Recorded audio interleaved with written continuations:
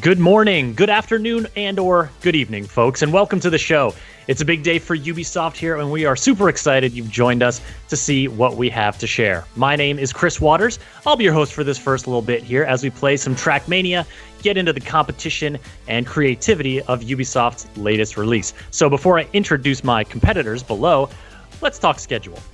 Right now, we're taking a look at Trackmania. We're going to talk with the developers. We're going to play the game a little bit. We're going to show off all that this game has to offer. At 11:30 a.m. following this bit, it's going to be the Ubisoft pre-show.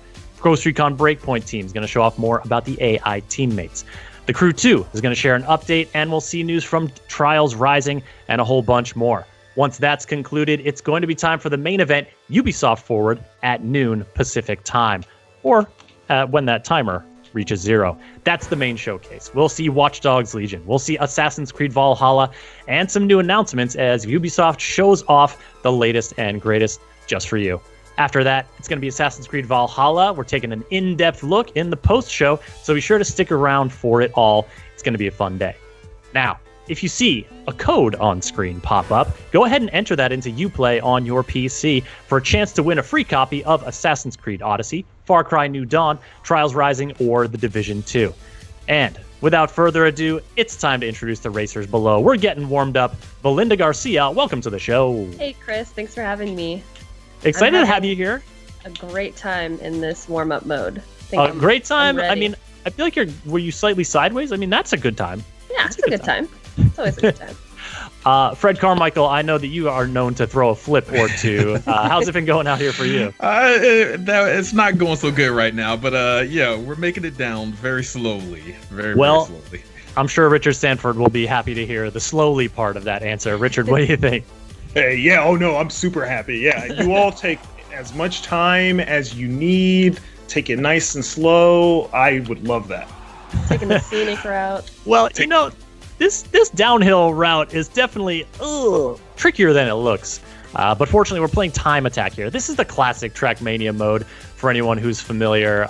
You just get, we're on the track for about 3 minutes, and we get to run it as many times as we can, trying to set the best time and trying to top those leaderboards before it is through. Oh. It is dangerous, though. It is. Hills are unforgiving. I feel like it reaches a point where you just decide to throw the hammer down and yeah. At this point, control goes out the window. I'm just gonna try to careen down as fast as I can. Just kind of lift up your hands. Yeah, that's all I need. I don't care what way. I love how 3 of us have 21 seconds right now. I know, we're really close. Hopefully I can get a little bit of a smoother run. You know what they say. Slow is smooth and smooth is fast. Is that what they say? What do they say about going upside down? No big deal. Just got my fastest time. No big deal, though. What was it? 17 seconds. What? Oh my gosh. Set the time to be here.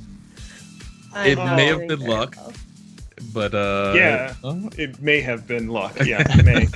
Oh man, now I'm feeling bad. You didn't talk to your car enough. Nah, you're right. Yeah, you know what? I should have meditated. Yeah. Got to commune with the vehicle as you were talking a big game about connecting on a spiritual level with your car. You know what? I heard that from some other drivers. It's best if you kind of really get to learn more about your car, but that doesn't seem to be working. Maybe 17 seconds. 17 seconds. Oh, you even improved your time a little bit, Rich. Belinda, you're nipping at my heels here. This is good competition. I like this, folks. I like this. I'm more tumbling down than driving down. Yeah, it's okay, I can keep it in control, but then I'm going a little too slow, and then I start going fast. Oh man, someone's definitely on the lid.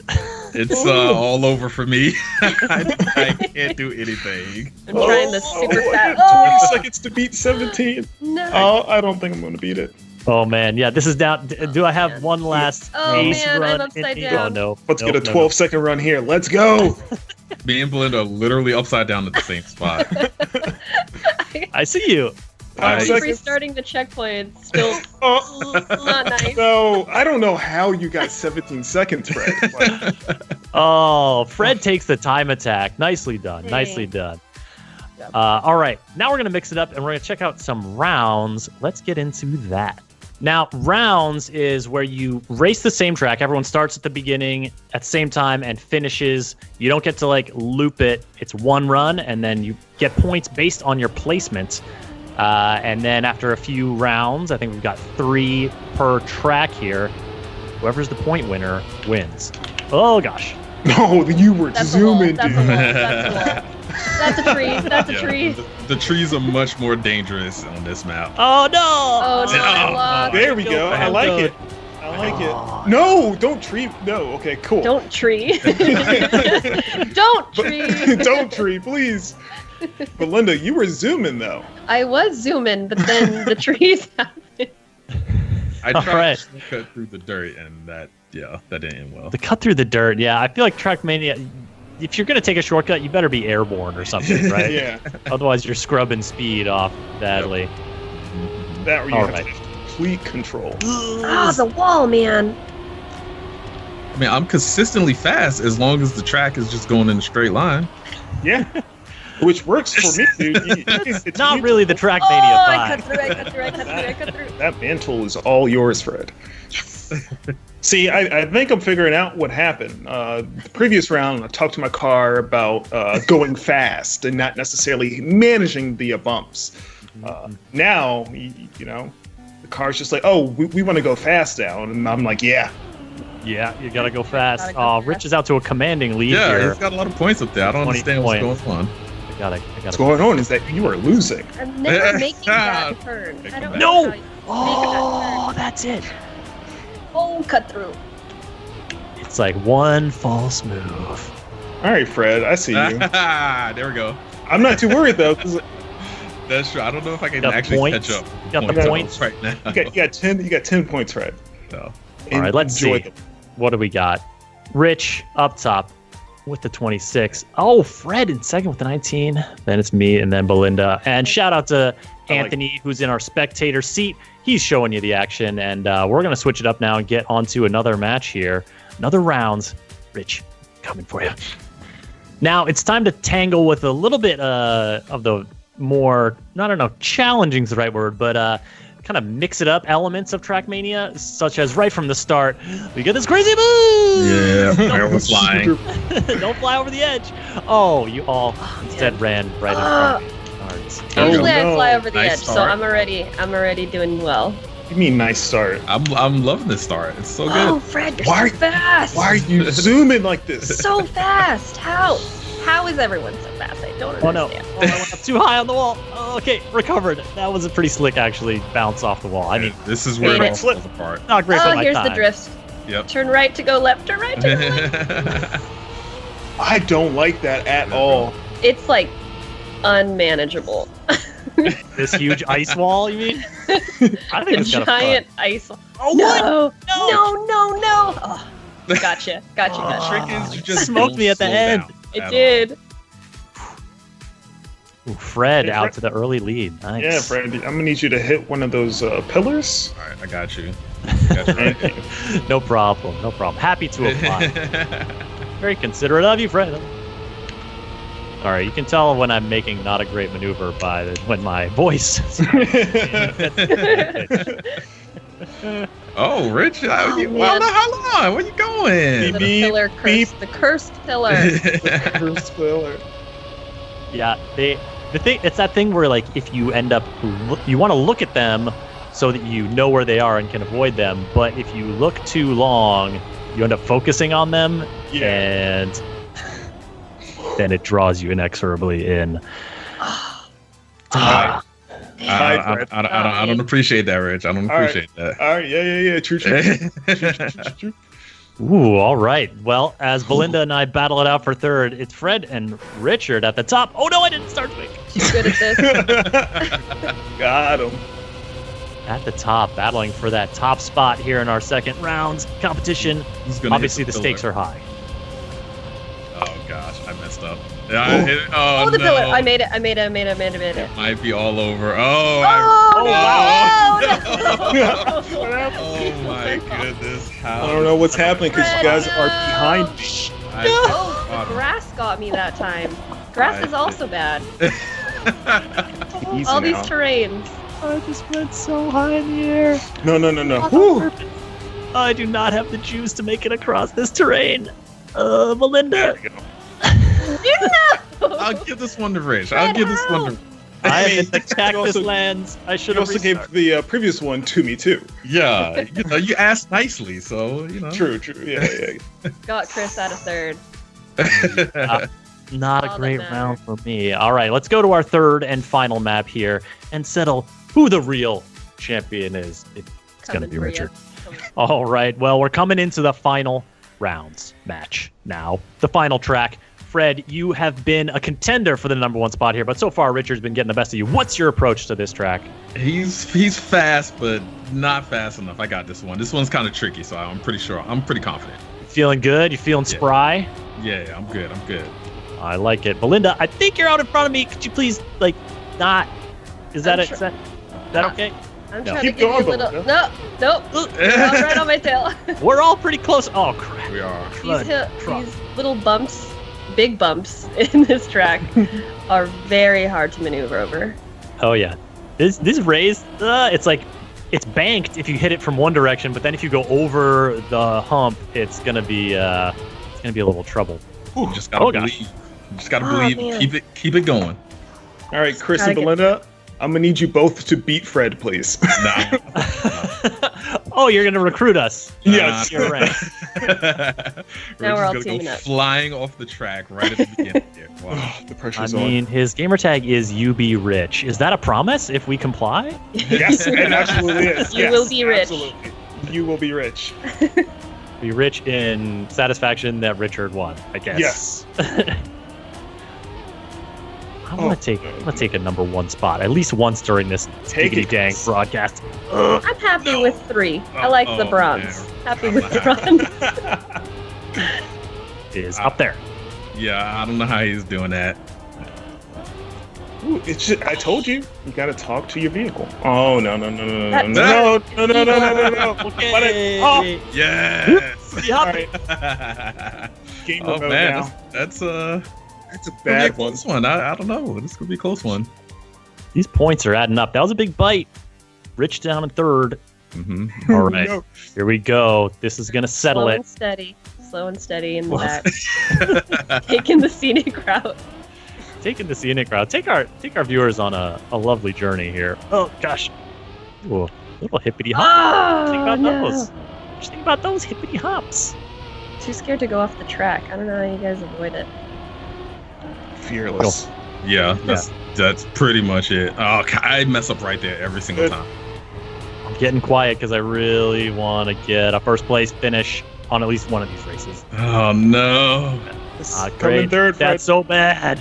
Thank you, Chris. Oh man. It's in the worse when you mail. think. I can't believe I messed up again. Ooh. I did it again. Oh. Yes. I was never really worried. I was never really worried. I always knew how this You're was going to sweating. end. His palms are sweaty. No. Oh, I don't like live that. ranking there. UB Rich wins the match. GG. GG. GG's. Nicely done. All right, folks, that's going to bring our little Let's Play kind of competitive segment here to an end. I want to thank y'all for participating. Belinda, nice work out there. I tried. I just love the scenery. I was just taking my time. Listen, it's fun to get out there in a fast car and just do some things. I agree.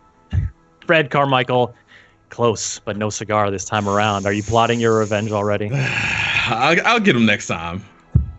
Richard, is there going to be a next time, or are you just going off into the sunset with this W? I mean, I'm definitely driving off into the sunset, but even if there is a next time, I don't think he's going to beat me. And thus a rivalry is born, or maybe continued? Yeah. Yeah, continue, definitely. Thank you all for joining so much. Folks, coming up next, we're going to be taking an in-depth look at the map editor and some of the creation tools in Trackmania. But first, let's do a little schedule check-in. After our Trackmania segment here, it's going to be the Ubisoft Forward pre-show at 11:30 a.m. Pacific time, where we'll be seeing some AI teammates coming to Ghost Recon Breakpoint, getting an update from the crew too. Trials Rising will be showing off a fan favorite, and we'll see a whole bunch more games on display. Then at noon Pacific time, when that timer runs out, it's going to be Ubisoft Forward, the main showcase, Watch Dogs Legion, Assassin's Creed Valhalla, some new announcements, and more. Don't want to miss that one. And after it's over, stick around for an in-depth look at Assassin's Creed Valhalla. That's all coming up here shortly. But now I've got Augustin de Vita, producer at Ubisoft Nadeo, the creators of Trackmania, joining me to talk about creation in Trackmania. Augustin, welcome. Hello, Chris. So happy to be here. Oh, man. Exciting times for you. Your game has just launched. People are out there racing in droves. How does it feel? It feels great. I mean, it just feels great. The game is really, really good. It's really an evolution of Trackmania, and we couldn't wait for it. And also, folks are out there creating stuff. We see right here, we're seeing some map creation sped up. We got a little time-lapse thing pre-prepared for us here as we talk through the map creation mode. But I guess give us like an overview starting off, Augustin. What was your team's goal when like putting these creative tools in the hands of players? So we always want the tools to be easy to handle, and the big issue we were facing that there is too many blocks in the game. There is 1,600 blocks in the game actually, and so we had to organize all the tools and to organize the new features. And he's doing a great job right now because he knows what he's doing. But when you start making the first map, you really don't know where you're going to. It's really hard to get to. And, when you say blocks. Really sorry to interrupt, but when you say blocks, you just mean all these little pieces that we're seeing of track, planted this way, that way, this terrain, that terrain. Yeah, that's how it works. Every piece of the map is what we call a block. So it's some size, and you can go like diagonal. You have roads, you have decoration, you have checkpoint, start, finish, you have boosters. And all of this makes a map, so there is so many blocks that there is an infinite combination possible in the map editor. And there's also trees, as I know from personal experience. Yeah, you can get into them pretty quickly in the game. So we're seeing here the player's not just sort of creating the map. They're also like, okay, I added a little bit, now I'm testing a little bit, now I'm adding a little bit. That testing is kind of like the immediate feedback on, is this working, is it not, is this the feel I like, is it not? Yeah, you always have to test what you're doing just to see if the curve is right, if the speed is right. And we added some tools for that. So, for example, when you test and then you come back to the game, you have your ghost to see what was your speed at this time and to try to reproduce or to do better than him. So you can try every part of the game and get really good in really good map for the players. Interesting. Okay, so when you're starting out, obviously we're seeing someone with some map creation skills. But when players are starting out, are there some tools to help them out? Is it pretty? What do you recommend in terms of like, okay, when you're starting out, just try to make like a simple shape, or try to just put in a sick jump, and that's good. Yeah, well, in the free version of Trackmania, there is what we call a simple editor. So there is a simple editor and advanced editor. What we're seeing now is the advanced editor, so with all the tools, all the blocks. And the simple editor is like a best of blocks. So the blocks you need to do like a simple track, but a good one. You can at least make a good one. And I recommend to start with this. And then after you can get to the advanced editor and make crazy stuff like he's doing right now. Nice. Now, is that advanced editor pretty akin to what the Trackmania team uses to create the actual tracks in the game? Yeah, it's exactly the tool that we are using every day to make the track. Every tool we put in the game, we give it to the player as well, so they can make the same track as us. Nice. So you can challenge people to beat you at your own game a little bit? Yeah, and sometimes they're better than us. They do tracks that amaze us. I mean, I played some tracks that I always remember because it was so great. Well, that's when you hire them for the team, right? Yeah, it happened. We hire a lot. Well, the guy doing the video right now he used to be a player and he's still a player, and now he's working with us. And we always have like pro players coming into the team and designers and level designers. That's very cool. So, I mean, we're talking here about the Trackmania community then. There are people out there going to be creating these tracks. If they're creating the tracks, they want people to race on them. How do they get folks in the seats, to race on their track? It's really simple with the next Trackmania, because now once you're done with your track, you can just put it out there on what we call a server review, a map review server, and they can, everybody can come up and test your tracks. They can rate your tracks, and when they rate it, they give it, for example, 5 stars. Afterwards, if your track is good for the players and we decide it's good, we're going to add it at what we call track of the day, which is like the front page of the game, and everyone is going to play it for sure. Every day there is a new track made by the players. Nice. And so there is also that server where can any player just kind of go in and be like, let me see what new creations people have today, and then rate them. So if that's your thing, if you're looking maybe for inspiration or just looking to try some wacky new tracks, that's a spot people can go.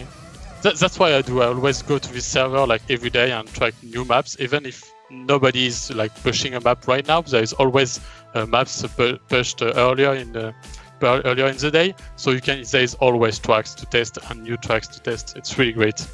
Nice. And so if you get that, so you get your track in there, you get enough stars, get considered by the team, and you select them as a track of the day, then people are racing it, and there's some incentives for people to get on that track as well, right?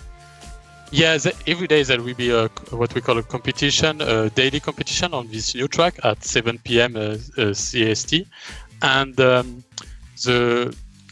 this competition rewards with what we call trophies, and those trophies gives you a rank a global rank in Trackmania. So every day you have to come, if you want to come to compete on this track, and then you earn trophies and you get better in the game, and you can rank up in the global ranking of the game.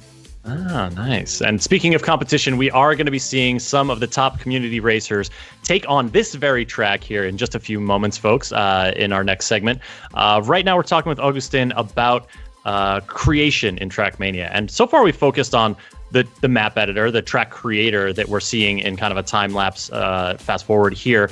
But there's also other creative outlets. I mean, you can customize, for example, the livery on your car. Yeah, what we call skin in Trackmania. So you can create any skin you want with what we call a skin painter, and you can share it really easily with the world within clubs. In just one click, you can find new skins that you like, and you can apply them or add them to your favorites. It's really changing game for Trackmania. It's never been so easy to change skin and discover new skins. What's your approach here, Augustin? Do you pick one you like and stick with it for months, or are you switching it up every other day, mixing it up? Yeah, I'm switching every day to a new skin. I just go to the list and see, oh, this one is nice, so let's apply it, and then I have my skin in the game. So every day I change skin. Excellent. Yeah, it's so fun to see what people come up with, and I imagine this is also something for you. These are the creation tools you use, your team is used to create the tracks, the skins, etc. But to a certain extent, you give the tools to the players, they're going to come back and surprise you. Yeah, they're always surprising us with really great new invention. I mean, they can create mod as well, game mods, so they're going to create new things every day, and every day it's blowing us. And one of the things that I have really enjoyed, even when not playing Trackmania, is seeing some of the highlight reels people put together, because as we'll see a little bit later on, and as you folks who know Trackmania know very well, Trackmania tracks can get pretty wild, and the kind of precision, the excellent slick drift precision that people can display looks really cool, and you have some in-game tools to help people showcase that stuff. Yeah, on every track you can save your replay, and then you can use it to make your own videos. So this tool is as well the tools that we're using to make trailers, and at the same time players can make their trailers. They can add up 1,000 cars on the same track to do a wave, what we call 1K project, and it's really cool to see what they can do with that, because they can change the light, they can change the skins, they can change the color, they can display text in the editor, and it's really, really great. Well, there we have our completed track. Don't forget to save your tracks when you're creating them, folks. And we'll be taking a look at this. There's an autosave. Excellent. Yeah. Augustin, you put a lot of people's hearts at ease just then. We'll be taking a look at that track in action in just a few moments here. But Augustin, before I let you go, I wanted to touch base on just kind of again that community aspect of how do people find these creations? What's a great way? Like there's the club system that sort of allows people to connect to different clubs of friends, or maybe this club focuses on certain types of races, and et cetera, et cetera. Just give us an idea of how people are going to share these creations and discover people's creations. Yeah, so in the game there is what we call clubs, and you can create or join any clubs you want, private, public, with friends, for example, or just a streaming community within a club. And within those clubs, you can share skins, you can share maps, you can create what we call a campaign, which is the same tool we're using to create our own campaigns with 25 maps. And you can create also events, so people can gather around and use the same skin, for example, have a club tag and compete within each other on leaderboards and share everything they can. They can also share videos, for example. It's really Excellent. Great. Well, it sounds like there's lots of tools for folks to get creative, to share those creations, to discover new stuff, in addition to just racing and trying to beat the tires off of each other. Yeah. Excellent. Augustin, thank you so much for joining us to talk a little bit more about Trackmania. Folks, remember, Trackmania is available now. Download and play it for free on the Epic Games Store and on Uplay. Augustin, thank you for joining us, and congrats. Yeah, thank you. It's been great. All right, folks, we've got some competitive play coming up here just shortly, but first, another schedule reminder of the order of events today.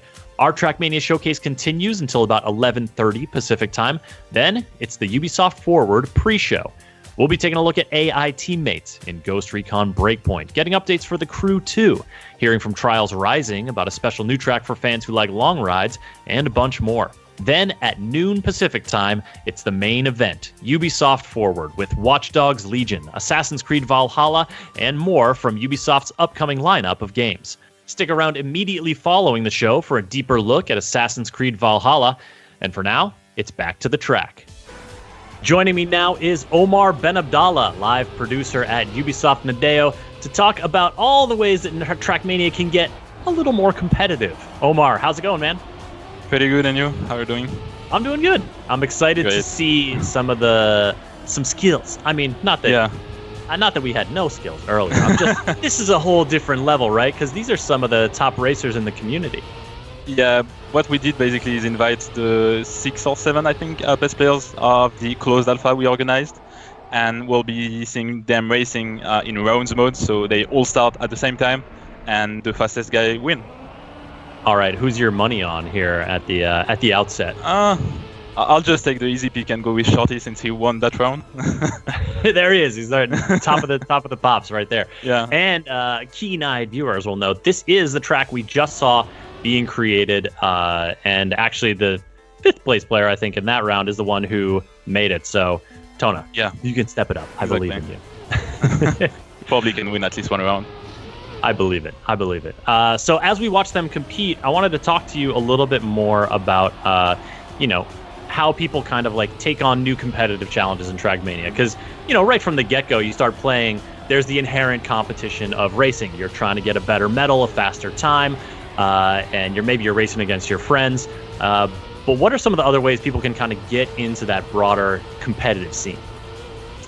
Basically, what we try to do is to design features that will be good for any kind of level you have on Trackmania, whether you're a professional player or just someone that wants to discover the game and get better each day.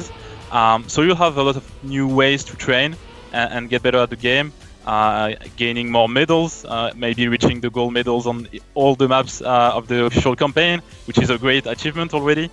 You'll be able to play against VIPs, ghosts, which means that you'll be able to compete against yourself or against your favorite streamer, against your friends. So yeah, quite a lot of possibility to get better at Trackmania. Nice. So I like the streamer touch, because then if you're watching them in the chat, say like you can kind of see when they've laid down the time and then go take yourself to the track and see how you stack up. That's good. Like that's a feature we love at the studio because you can compare yourself against someone you would love to play against and maybe beat him and be happy with that. Excellent. Shout out to Tona, who did take that second win on the track of his own creation. Nicely done. So we're on to a new track here, and see, that's the kind of move that when I'm flying really out over the over Oblivion. We all did. Like it took us some time to get used to those new way of driving. Yeah, and so these folks have played a little bit already, but in terms of what they're seeing, what competitive players are seeing in Trackmania, what's kind of some stuff that's going to be a little bit, oh my goodness, no way. That's scary. It's okay, that's only the warm-up. It's only the warm-up. Shot. Yeah. No wonder they're sending it. No wonder. Yeah. In terms of like, okay, so you've done your sort of like, you've done your solo competition. You want to like maybe compete with players on a broader scale, seek out folks who race around the same time as you. Like, what are some good ways to do that? Well, what we have currently on the game will be daily cups, which is something completely new for Trackmania, where you'll be able to compete against every player in the world which wants to participate every day at 7 p.m. European time, and basically you'll be able to see how good you are on the track of the day and compete against everyone in the world and see how good you are against each other. Then obviously you have the Nations League, which will happen each week, where you'll be able to represent your country and see which country is the best basically each week on the game. And then the Open Grand League, which is a great way to feel the pressure of the professional players, because you'll be playing on the same maps and the same format as the Grand League. So you'll be basically living the experience of a professional player by playing the Grand League. And maybe if you get good, maybe at some point you'll be joining the Grand League and play against the 16 best players in the world. Oh my goodness! Well, we see Grand League plastered all over this track here. That's the sort of highest level of Trackmania esport. It is basically what we have on the Grand League is the 16 best players in the world. You cannot have anyone better than them, and we just put them on a special format that we designed where everything is possible until the end and the last second of the last track. So it's really great to see, and we're excited for the next season, which will start on September. Nice. So in September, more Grand League action coming your way. But there's a lot of competitive space in between the tippy tip top for you to get involved. And is that something that in terms of like, I just booted up Trackmania, I've raced a little bit. Is that going to be easy for players to find? What's the way to get into that? Yeah, you'll have an in-game menu which is called events, and basically you'll be able to check out the events you want to play maybe during the week, and it will be also easy for the people to create events through the clubs, where you'll basically be able to create an event in less than 2 minutes and decide which map you want to have, which kind of format. So we made everything easier for everyone on Trackmania. Nice. So that can even be just you creating the events to just play with your friends or your classmates or whatever else. Yeah. Nice. And so these clubs, this is kind of a way, like clubs are also a way that people can get into, finding people who, like to race at the same time again, or, are friends or are connected through different ways. And the clubs can be kind of any size, right? Yeah. You can have a club which is completely private and where you play only with your friends or your roommates, classmates, or you can just have a public club which is available and joinable by everyone, and just have fun with a lot of people doing a lot of events and organizing a lot of content. And maybe just a club that focuses on huge jumps like the one we just saw there. Like we see, only jumps maps and that will be quite great, I would say. Quite fun also. This is a pretty close match. Actually, the top leader only has a few points ahead, so I like it. Thanks for recruiting these folks into the action here to give us a look at some real speedy, real tight turns. Yeah, you can see how good they are by their drifts and how well they know the maps, obviously, since they've been playing the alpha for I think a bit more than 2 or 3 months now. So they're getting used to the game and they're playing really good compared to what we do. I wish I had watched them play before our session earlier, but that's all right. For the future, you can play against their Ghost if you want to learn them up, actually. That's true. Although, Yeah. can you really learn from a ghost if it just screams out ahead of you so fast you can't even see it? Just try to follow it. I'm gonna work my way up. So these community events, this kind of this stuff that is organized through clubs, so it's organized through clubs, which is kind of organic, and players all around the world can make that happen. But you at Nadeo are also sort of curating stuff and experiences and events for players to get into. Yeah, what we try to do is to have a mix of community event, where basically we have players organizing event. That's something that is there for more than 14 years now on Trackmania, so we love to see that. We love to see community creating content on our game. We also organize ourselves, our events through the Grand League, the Daily Cups, the Nations League, and things like that. So it's kind of a mix of trying to get content for every kind of players, and also a way to be able to create content and events, whether you're a great player or just want to have fun with your friends. Nice. Wow. The time separating the top finishes. That's really here great, and that's really fast.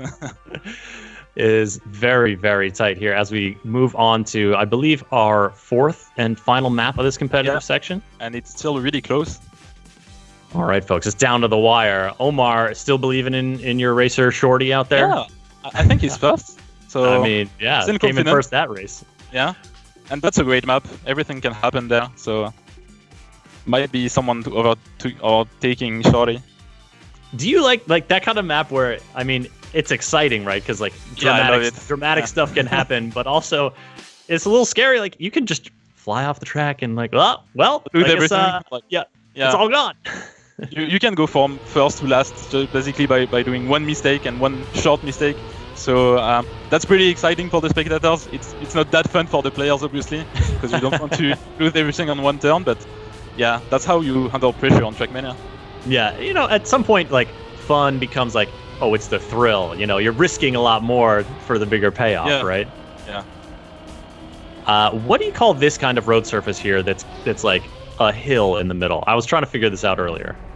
Actually, we do have a name, but I don't like to use it. I just let people call it as they want. I'm calling it a different way in French, obviously. Sure, of course, yeah. Basically, everyone can name the road as they want, and there's many ways to say it, like select the road we are seeing right now. The language of racing. It takes many forms. Yeah. All right, so we're watching the competition play out here. Once people, Trackmania is out now, free to download and play. What would you recommend in terms of, like, okay, I just want to get into the competition against other folks. I want to challenge myself right out of the gate. What's the best way to get that started? To be quite honest, the best thing will be to play the Daily Cup, because you'll be facing players from all around the world on a track that is known only each day. So the track of the day map. So you'll be able to see how good you are against other people, and you can do that every day, so you can maybe see your progression on the whole week, and maybe at the end of the week you'll be able to beat people that you wouldn't even think about on the early state of the week. I like that. I like that kind of, like, because a lot about kind of competition is that progression and the sense of moving up in the rankings, but also of, oh, like, this person is always the one who I see a few places ahead of me. Like, you're chasing them. Yeah. You want to track them down. Now this is our last race. Is that right? Yeah, last round, and Shorty is second. So I have quite some pressure, to be quite honest. The pressure is on. They're coming around these not quite slalom, but he's in there. Oh, yeah. Yep, coming up around this big, it's like S turn. He's still first. I believe in him. He can feel the positive vibes coming from you. You can see the slow motion vlog there. Just quite fun also to watch. And he's finishing first. Great. There he goes. I got it. It looks like Omar backed the right racer. Shorty coming in with a victory. And Omar, thank you so much for talking about competitive Trackmania. Anything else you want to mention before we wrap it up? Well, obviously, thank you for having me, and thanks to the players for playing this competition. Thanks to all the closed alpha players we had, because they help us truly to make this game better, and we're pretty happy with the Trackmania we have right now. So yeah, just play Trackmania, it's free, and have fun on it. I'm pretty sure you'll have, and yeah, that's it. All right, Omar, thank you so much. Trackmania, folks, it's out now on Epic Games Store and Uplay. Go ahead and download it. Get in there and get racing. Now, our time with Trackmania is coming to a close, and it's on to the next show. Ubisoft Forward pre-show is starting momentarily. We're going to take a look at Ghost Recon Breakpoint, The Crew 2, Trials Rising, new stuff coming from all these games. You're not going to want to miss it. And then when the countdown timer hits 0, it's Ubisoft Forward, the big showcase of the latest and greatest upcoming games from Ubisoft, followed by an in-depth look at Assassin's Creed Valhalla. We got a lot more in store for you, so let's go ahead and throw it over to Kat. Thank you, Chris, and hello, everyone, and welcome to the Ubisoft Forward pre-show. The main event will be starting in just 30 minutes and will feature news from our unreleased games, including Watch Dogs Legion, Assassin's Creed Valhalla, Hyperscape, and more. Now to warm up, we have 30 minutes of a days from the games you're already playing, like Ghost Recon Breakpoint, Trials Rising, and The Crew 2, as well as some exclusive behind the scenes so you can get to know us a little better. So let's kickstart this pre-show with an update from Just Dance 2020.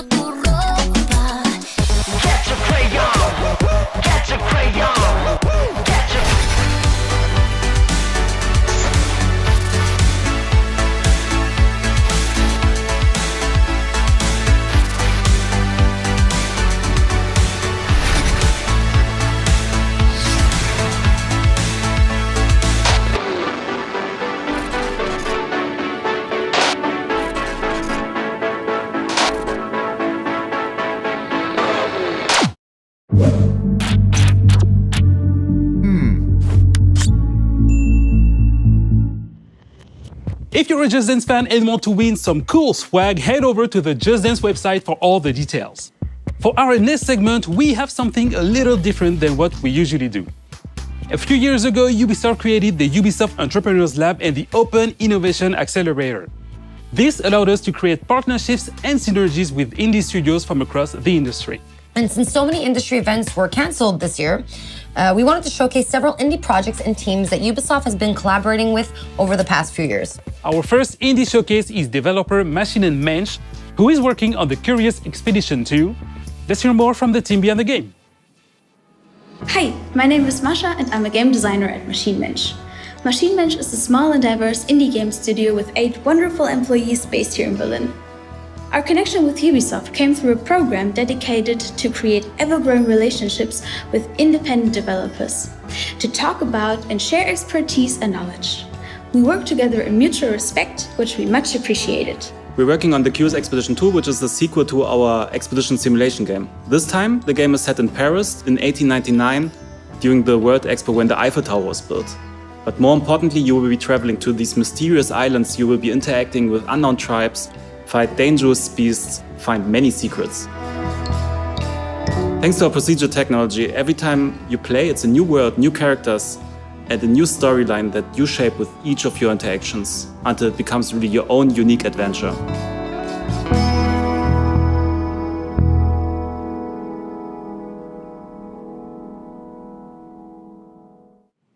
And we will have more indie guests coming up later in the pre-show, so stick around. Now, a while ago, Ubisoft released its very first live-action TV show on Apple TV+, and it's a comedy about making video games called Mythic Quest Raven's Banquet. And to keep the show authentic, Ubisoft's Red Storm studio went above and beyond by creating a playable sandbox for the game that is actually featured in the show. So now let's head behind the scenes for an exclusive look. This is the home of Clancy. Okay, it's very Clancy-esque. Yes. I get it. All right, now I'm starting to understand. Right. I too keep all my awards at the front of my office. It's entirely empty.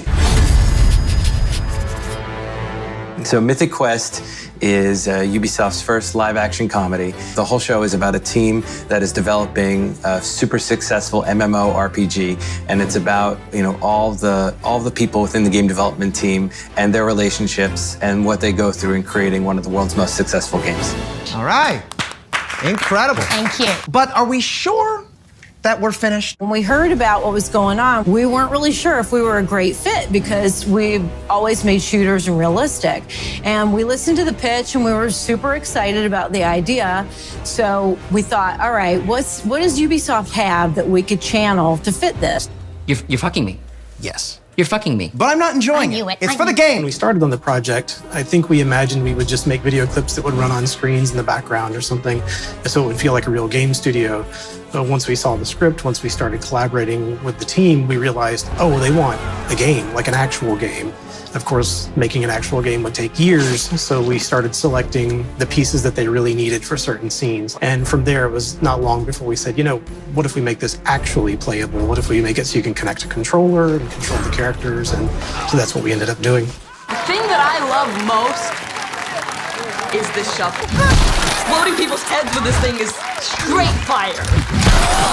Crunch, man. We had requests to do things like make a contagious viral disease in which people bleed out of their eyeballs first, then they bleed out of their anus, then they vomit and bleed out of their anus at the same time. We set it up in such a way that you could trigger it in stages because we didn't know what the timing was going to be. The idea here is we can hit it and control the timing of when things are happening. So the next time you hit it, he starts puking out blood. And at this point, we would probably have the camera start panning back like this. And then you can hit the button again and you can see the blood ocean itself has started coming in. And so now they're all bleeding out of the back end as well. And then the final is just everybody exploding in bloody gore. And then this was Keith's idea. He wanted the skulls coming up and bobbing up and down in the water, so. David, can we actually make this quick? I've got a lot of work to do stripping Blood Ocean out of everything. Yeah. Releasing a disease into the game right before a global pandemic was not a great look. Today was the first time we showed Mythic Quest Raven's Banquet to an audience. I've never seen it with more than 6 or 7 people in a room. And so I wanted to make sure that we gave them an opportunity to hopefully recognize that this is a giant love letter to them, to the industry itself. I was a little nervous, I gotta be honest. I thought it was gonna be a little cringy, but it was fantastic. I thought there was a lot of truth and in the humor. It's about time that we had a show about our industry. You could tell when the audience was laughing, when they really hit something that felt like the game industry. I think it's brilliant.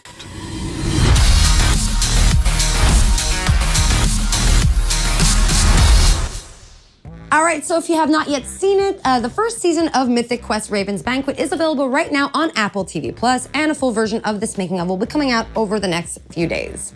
All right, now it is time to fasten your seatbelts and start your engines as we head out to Lyon, France to visit our team at Ubisoft Ivory Tower to get an update on The Crew 2. Hi everyone, and welcome to The Crew 2 at Ubisoft Forward. My name's James Rees, I'm a community developer here at Ivory Tower, and I'll be your host for this quick glimpse into all the exciting things we have going on over the next few weeks. It's been 2 years already since launch, with 6 major updates and hundreds of vehicles under our belt.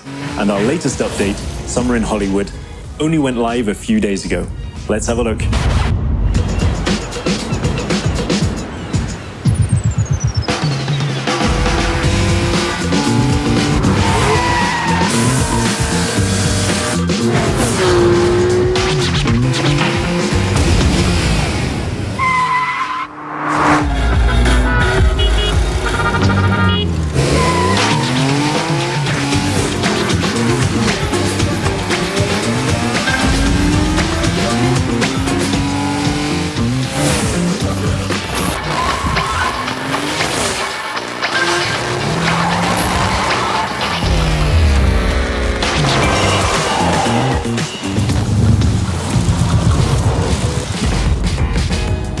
Wait for you to get your hands on what's coming. There have been a few speed bumps along the way, but over the past 2 years, you, the community, have made The Crew 2 a motorsports playground where all players are welcome and where anything is possible. So thank you to The Crew Social, Exchange, Discord, Reddit, and all of our players. We've got a little something for you in-game to show our appreciation. It's the 67 Volkswagen Beetle, so let's see what kind of Hollywood twist you can put on it. That's it from me. There'll be more news dropping over summer, so keep your eyes peeled, starting with this.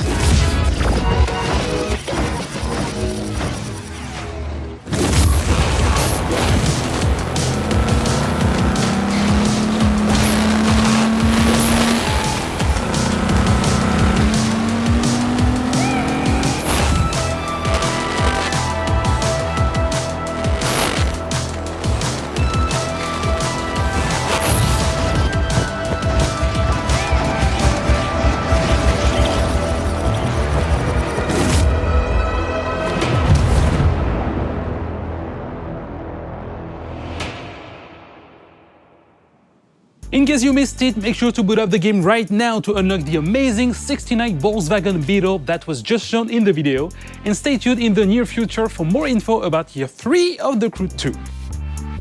Our next video is from our second indie guest, Bossa Studios, who will be injecting a delirious dose of fun with Surgeon Simulator 2. Enjoy!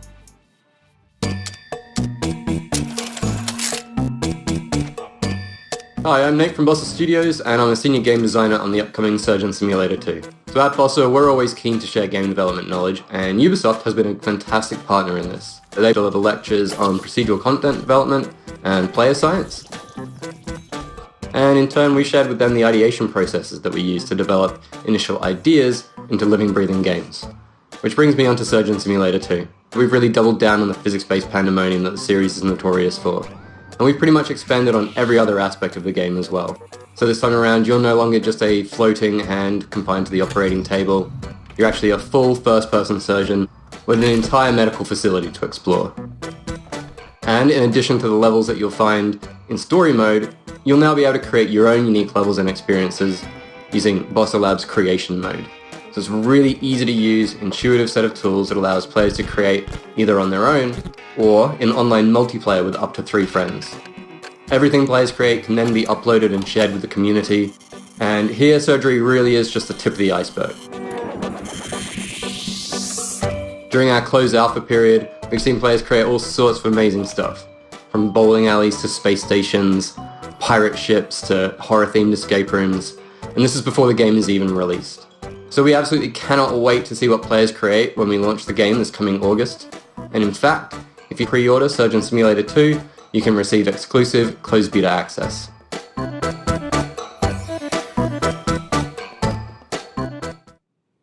So for those of you who are just joining us, you are watching the pre-show, and Ubisoft Forward will start once the countdown on your screen reaches 0. And make sure you log into Uplay to unlock rewards as you watch the main event. But now, our next segment is about an Easter egg in The Division 2, so let's go behind the scenes with the devs from Ubisoft Massive Studio in Malmo, Sweden to find out more. Running through collapsed buildings, climbing over fallen debris, and encountering makeshift living spaces is common for players of The Division 2. Within its post-pandemic environment, many players have spotted something a bit more unusual, which has left them asking, what's up with all of these rubber ducks? So there's a thing in programming especially where you talk to a rubber duck, and it's a way to solve your problems. If you talk to a rubber duck and just say things out loud, it helps. One of our artists decided to take this to another level, and he used the rubber duck scaled up to like a ginormous scale and put it in the level just to remind him to do something. And it sat there for a while, and the rest of us kind of really loved this giant rubber duck sitting there for so long. We decided to put a little memorials to it across the world.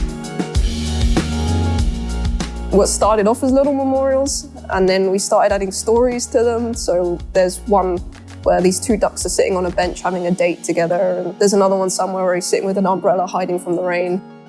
The idea of the ducks is similar to the rest of our storytelling, where we're trying to add some hope into the world.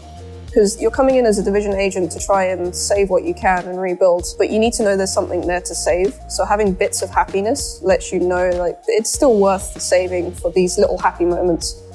One shrine in particular became a beloved fan favorite, showing up multiple times across YouTube and Reddit.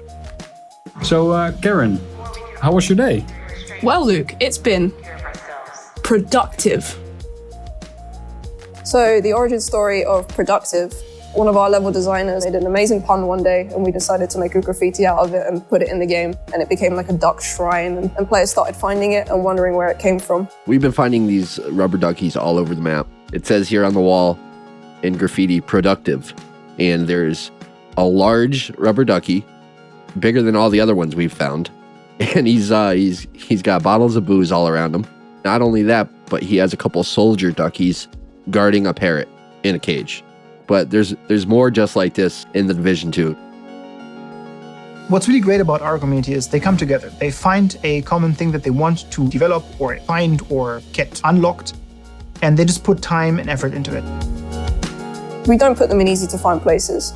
So that means players are genuinely, hopefully enjoying just exploring the environment and finding all these little Easter eggs we've hidden around. And also not the Easter eggs, just the main part of the game and all the storytelling we put into it. I haven't found all of them. I don't know exactly how many there are, but they haven't found all of the ducks yet. Encouraged by the community's response to the ducks, developers recently hid another secret in the game and made it the focal point of an all-new community challenge. We actually put Tommy the teddy bear into the game. So Tommy the teddy bear is a trauma teddy mentioned in a lot of lore, but the bear itself actually was not in the game. With episode 3, we put a bunch of them into the world, actually opened up an Easter egg hunt for him specifically. It's a nice little exciting moment when you kind of open Reddit and you see someone's found the thing that you kind of just snuck in under the radar and no one really knows about it. And some of the players are really clever. There's some hard Easter eggs that some of the level designers and gameplay designers have put in, and people have managed to solve it with no help whatsoever. Gamers are smart. So now that you know, be on the lookout for both the ducks and teddy bears next time you boot up The Division 2. We now have our final indie guest, Thunder Lotus Games, who were the 2017 winner of the indie series that took place in Montreal. So let's find out more about the beautiful coziness of Spiritfarer in this next video. Hey everybody, I'm Rodrigue, marketeer at Thunder Lotus. We're an indie studio based out of Montreal, Canada, and makers of the games Jotun, Sundered, and our new game Spiritfarer, which is due out later this year. For the past 6 years, we've tried to make AAA quality games with a hand-drawn indie heart. Hitting a quality standard consistently in game dev is a huge challenge. There's so much trial and error on the path, and during the Sundered production, we were lucky enough to have the Ubisoft Entrepreneurs program in our corner to help us reach our goals. As co-winners of the Ubisoft Indie Series in 2017, we received not only generous funding, but also crucial mentorship and access to the Ubisoft testing facilities. So we're grateful to Ubisoft for their support and helping us make what would become our biggest success to date. We've taken that experience with us onto what is our most ambitious production yet, and that's Spiritfarer, which we're calling a cozy management game about dying. In Spiritfarer, you play Stella, the newly appointed ferry master to the deceased. And as Stella, you're going to build a boat, you're going to explore the world in search of spirit passengers seeking passage to the afterlife. You're going to spend relaxing quality time with them, you're going to create lasting memories, but ultimately, you're going to have to learn how to say goodbye to your cherished friends. It's a game that's near and dear to our hearts and something really special. We can't wait to share it with the world later this year. So look for it soon on PC, on Xbox One, PS4, Nintendo Switch, and Xbox Game Pass. Thanks a lot, and cheers. It is time for an update on our favorite motorcycle platformer with the insanity, pain, and triumph we all know and we all love. Trials Rising came out last year, but I think the team from our Red Link studio in Helsinki has a little surprise coming to the game for the fans of the franchise. So let's take a look. Swear you'll be the death of me!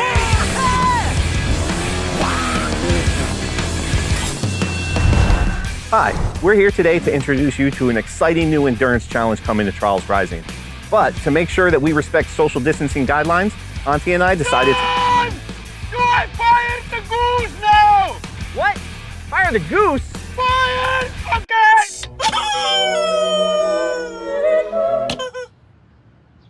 Okay. Ladies and gentlemen, welcome back to the Gigatrack.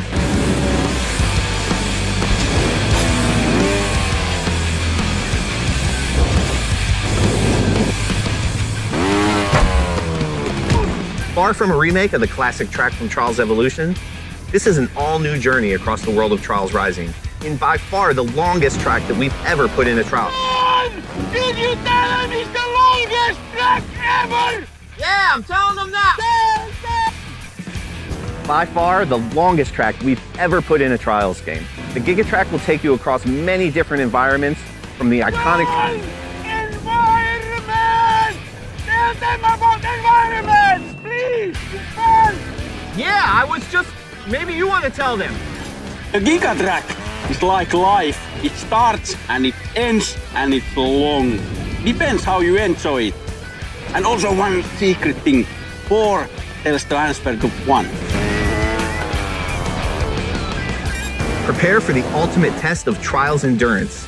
Gigatrack releases this Thursday, July 16th for the low price of... Did you tell them it's free?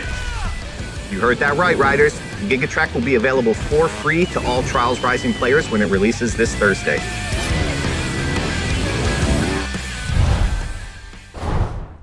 You heard that right, the Gigatrack is coming to the game and it will be the longest, most insane track in Trials history, and it will be free for all Trials Rising players. Now for our last game update, the Ghost Recon Breakpoint team is ready to share some details on their upcoming updates.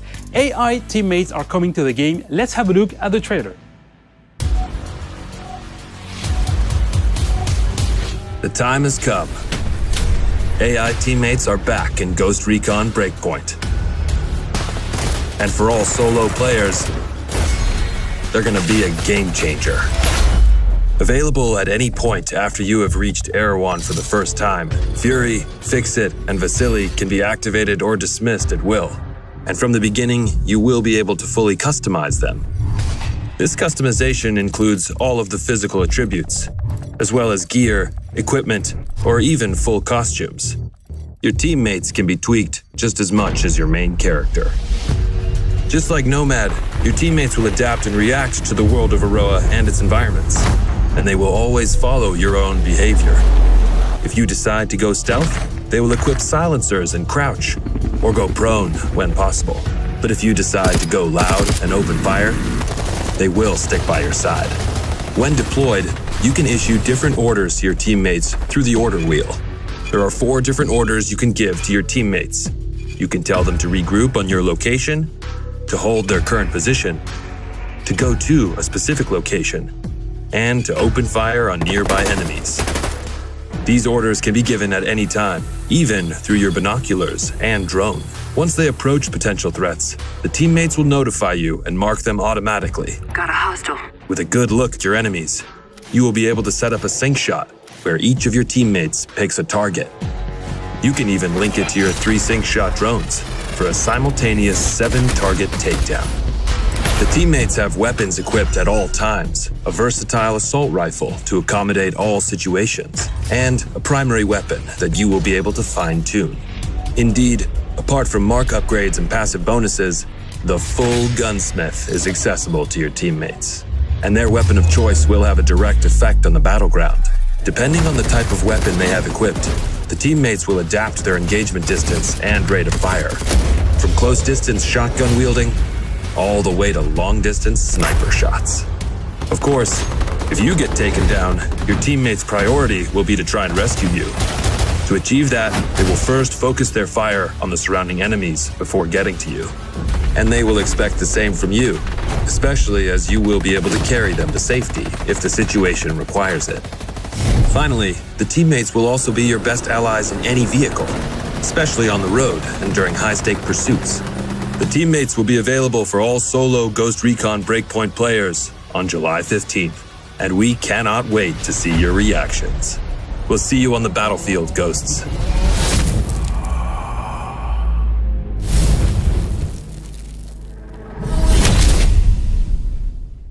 Hey Ghosts, I'm Grace from the Ghost Recon team. As you've just seen, the AI teammates are finally landing in Ghost Recon Breakpoint with our next major update on July 15th. Alongside the AI teammates, this update comes with a ton of new content, including a gunsmith upgrade, new PvP content, quality of life updates, and more. You will be able to try it all during our next free weekend from July 16th to July 20th. But that's not all, we've got one last thing to show you. Enjoy, and we'll see you on Aroa, Ghosts. To anyone listening, this is Haruhi Ito, speaking for the Outcasts.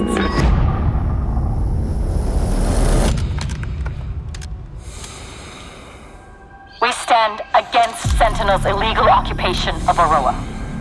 We call on all of Aroa to join us. Separated, Sentinel wins.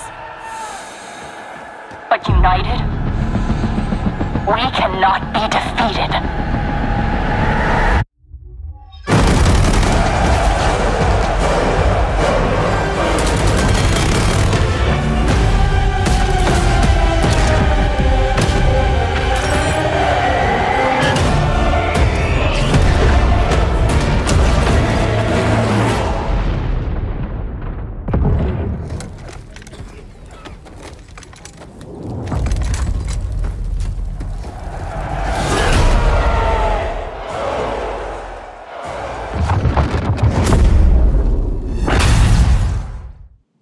And now our very final video for this pre-show is another episode of our wow moments comparing the craziest and coolest clips from you, our players.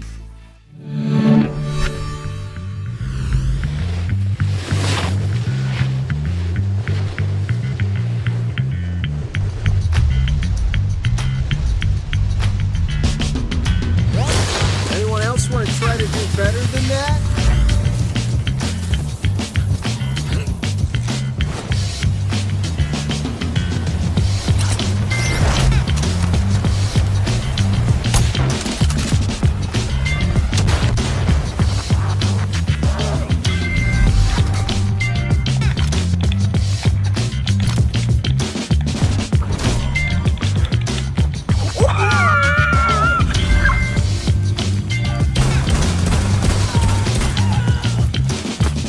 I was gonna interrogate him. Oh, you can interrogate this guy though. Oh, okay.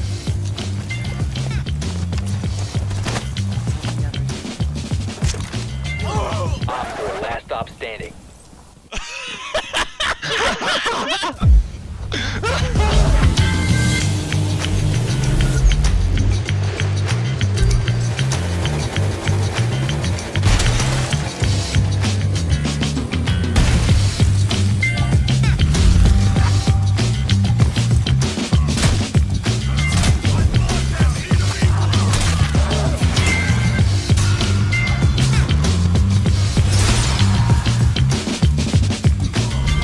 So there's a line that people want me to yell, but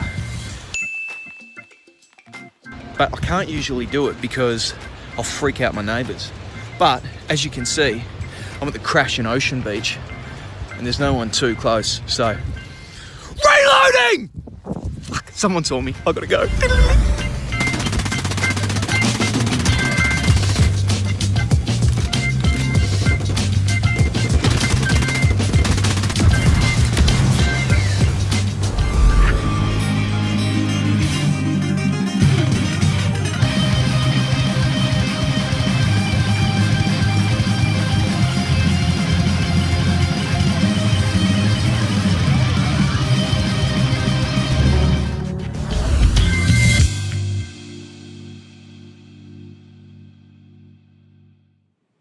If you also have amazing gameplay segments you captured from our games, spread the joy and submit them on the link displayed on your screen right now.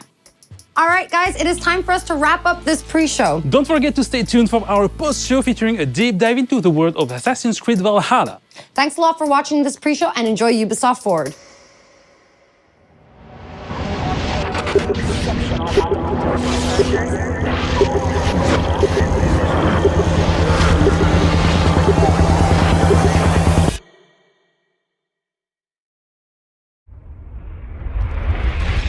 This is Ubisoft. This is Ubisoft Forward.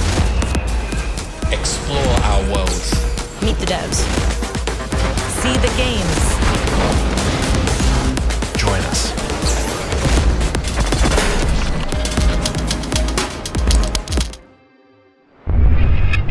Hi everyone, I'm Neelam Kumar and I'm very excited to be co-hosting the first Ubisoft Forward with the talented Yusuf Mageed. Today's show is all about getting up close and in-depth with all the exciting games we have in production here at Ubisoft. I'm Yusuf, but there's no time to waste. So let's head straight for the streets of futuristic London and see what the hackers of DedSec are getting into.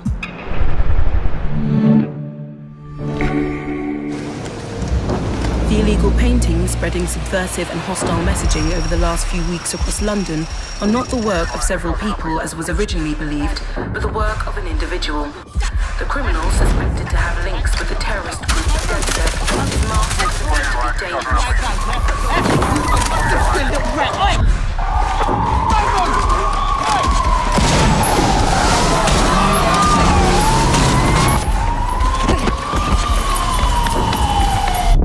Authorities recommend not to approach the individual. First, they came for the foreigners, and I did not speak out because I was not a foreigner.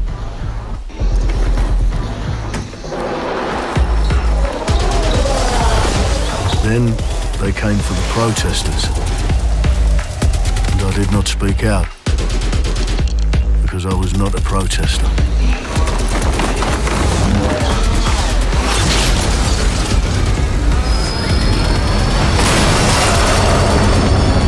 Then they came for the journalists, and I did not speak out because I was not a journalist.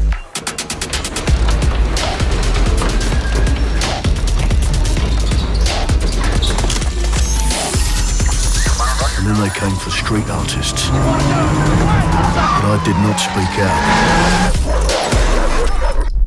because I am not a street artist.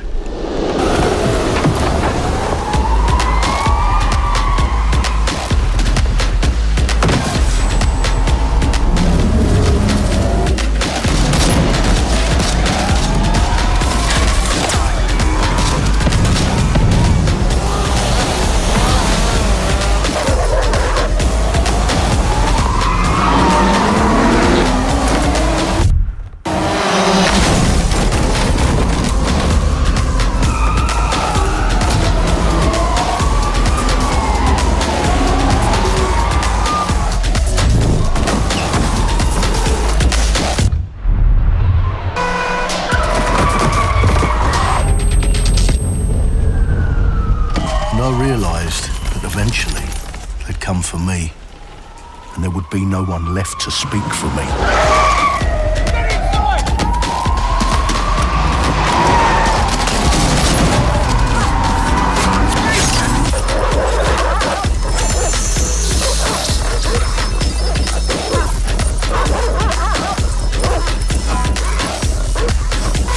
Right! Oh!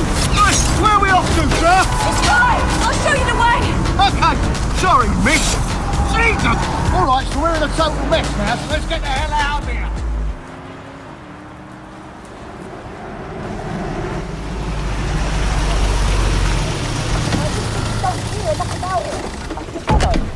And there's nothing more debilitating than that. Right. This way, not to be able to do what you're passionate about. After a long night, London is in chaos. The main arteries through the city are blocked. Hundreds of heavily armed Albion...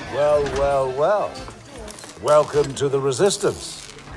Here's a welcome gift for our new members. But the disappearance of the criminal... You could have told me it was a bloody costume party. Try it on. The new key suspect has been identified as David Ford, a 43-year-old London taxi driver. He has no criminal record, but is currently believed to be a terrorist. People have been asked not to approach him. The authorities advise all residents...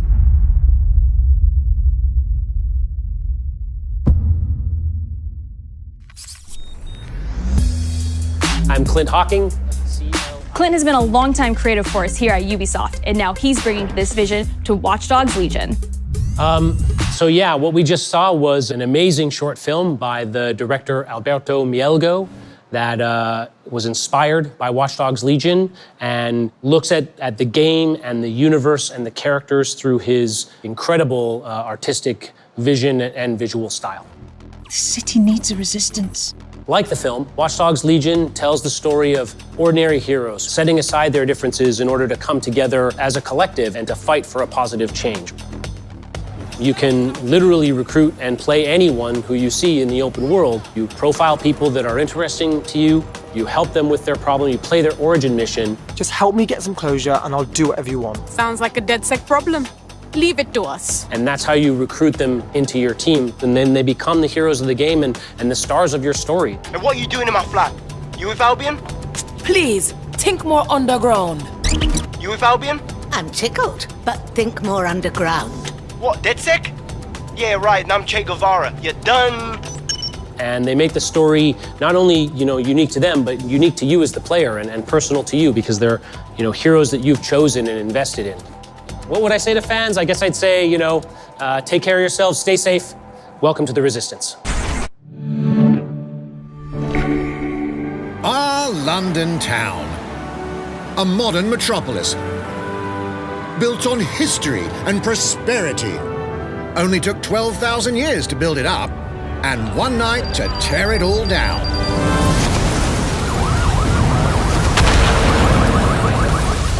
Oh my God. Listen up. Get all your units to move in and lock down the city. With London under attack by a mysterious terrorist, the government turns to a private military company called Albion to keep everyone safe. What could possibly go wrong? Ladies and gentlemen, Mr. Nigel Cass, CEO of Albion. He's kindly stepped up to establish order. Understand this. I will not allow anyone, not even myself, to jeopardize this. He will stop at nothing to permanently control the city. London will be the first city in the world to be made truly safe. Nigel's not the only opportunist who's taken a liking to this fair city. Meet Mary Kelly, head of the most powerful crime syndicate in London. Be sure and spread the word. She and her goons are using the dark web to sell everything from party pills to people. This microchip is scary, I know, but I got to keep tracks on my merchandise, don't I? You made me a slave. You do not want to ruffle her feathers. With the city out on its arse, it now falls on you to build a resistance and take back London. All right, everyone. Faces on, guns out. Any of the brave Londoners you see walking the streets can be recruited into your team. Like him, her, or even her. Everyone could become your next secret weapon. In our first mission, we need to get some dirt on Nigel Cass, and that means breaking into Albion headquarters inside the Tower of London. All the hardy souls you see here are people we have recruited from the streets of London. They all have unique abilities, and you're free to tackle this mission with whoever you like. Dear God, my eyes. Likely. Zip up, get to work, and let's never talk about this again. Like everyone in DedSec, Arthur can hack pretty much whatever. But as a construction worker, he has a particular set of tools that make him handy. He can even call his own cargo drone.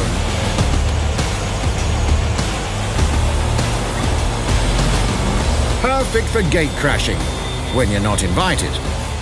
And who needs a regular old gun when you have a bloody nail gun? Come in, you soidoid shitboy.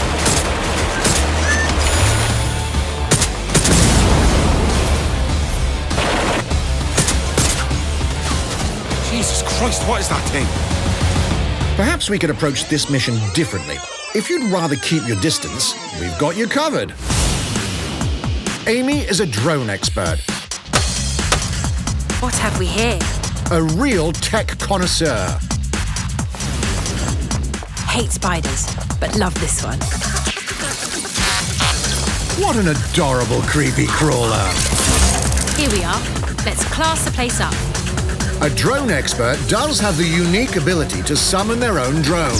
This little darling is fast and stealthy. She aims, she fires, she hits. I'm reading incoming drones.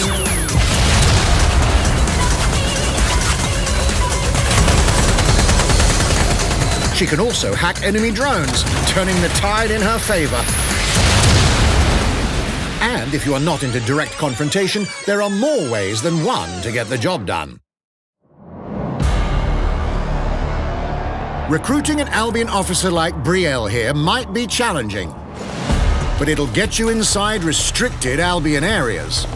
Don't mind me, just doing recon for a bunch of insurgents. However, do anything suspicious and she'll probably wind up with a bullet in the back of her head. You've been approved for entry.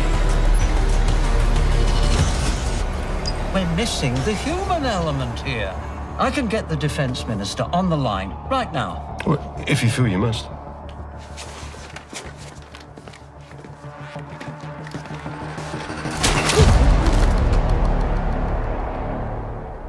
Criminals running our streets, illegals threatening our families, the police commissioner himself, assassinated by terrorists. Well, that seems to be enough evidence. Next up, we're crashing Mary Kelly's organ farming operation and putting a stop to it. That's good.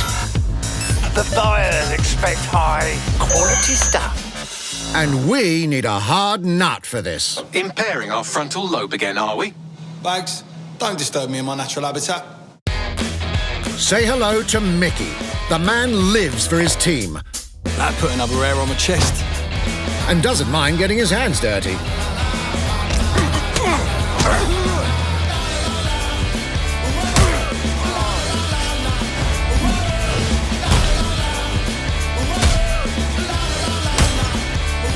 He does have a slight drinking problem, though. And he's passed out. We'll come back to him. You know what? Let's go with someone a bit more professional.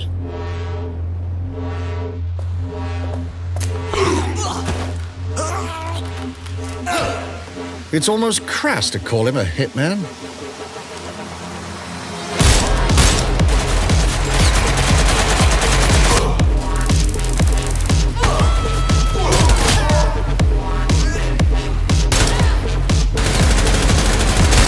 Some might even call him an artist.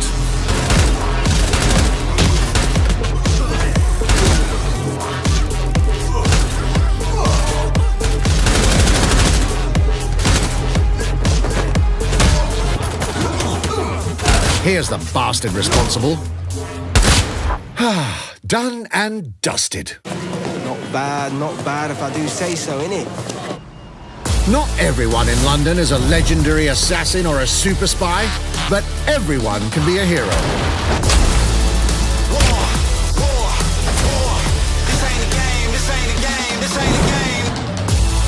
So get out there, find the best recruits, and build your resistance.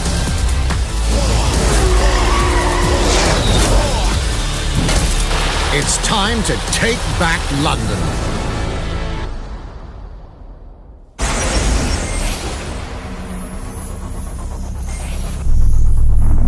Plunging the player into a living, breathing city teeming with unique locales and characters has always been a central pillar of the Watch Dogs series. So what goes into building those worlds? Here's Amanda Munt to tell us more.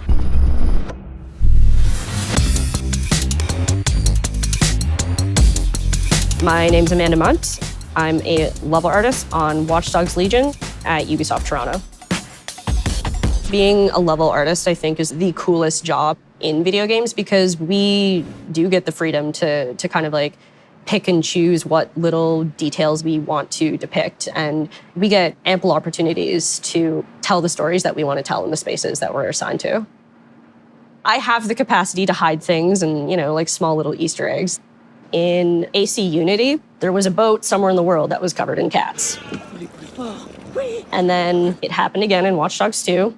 And there may or may not be something in London that is a boat filled with cats in some capacity.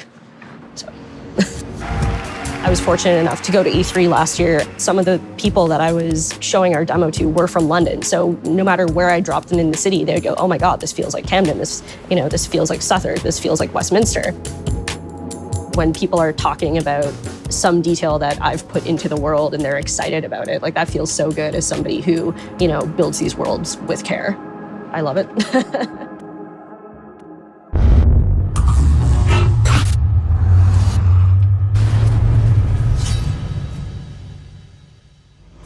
And now some news for Brawlhalla fans.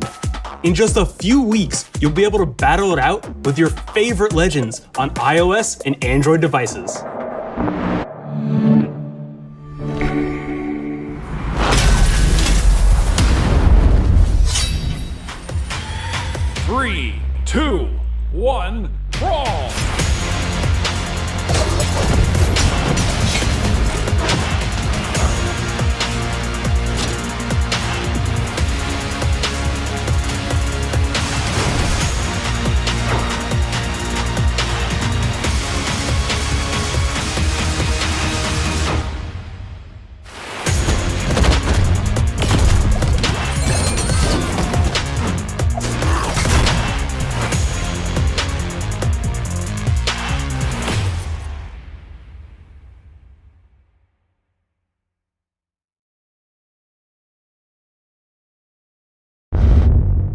now, whether you need a Tom Clancy action fix on the go or want to dive back into one of the most beloved fantasy franchises in gaming, we've got you covered.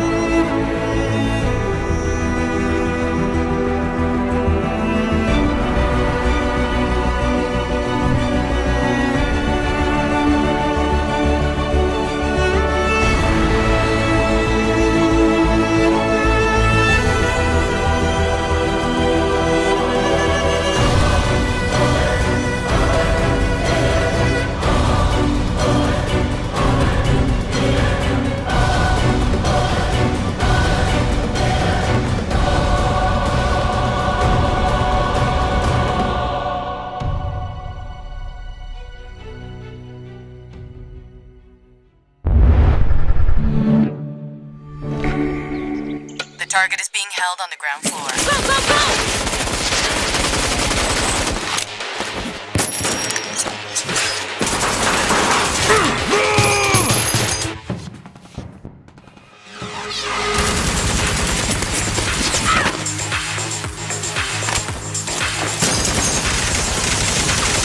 Contact! Second floor balcony!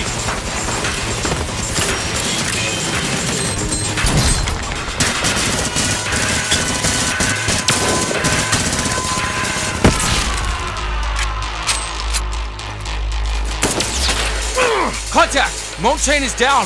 Request air support. Target northeast rooftop. Roger. Inbound, danger close. I need an EMP deployed now. EMP imminent.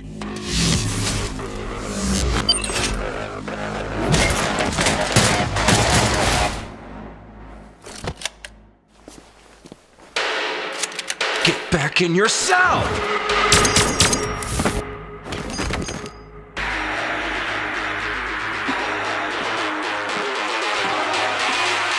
Hey, take this. Don't make me regret this.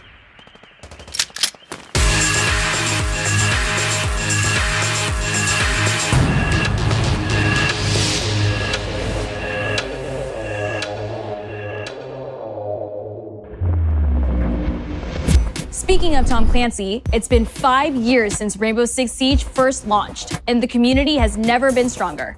In celebration of this milestone, Ubisoft Montreal has put together a special video to thank all of the amazing players and developers that have helped Siege become the game it is today.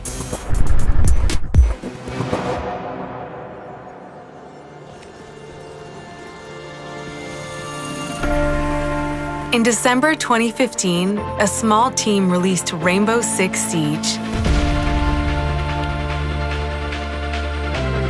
A game built on a strong vision, creativity, competitiveness, and team play. Pour le joueur, le 1er décembre, c'est un début, mais pour nous aussi. Il faut tout de suite s'engager et dire aux joueurs, ce jeu est installé, tu peux t'y installer aussi, et nous serons là. That original vision was quickly adopted by our passionate community, propelling it to a whole new level.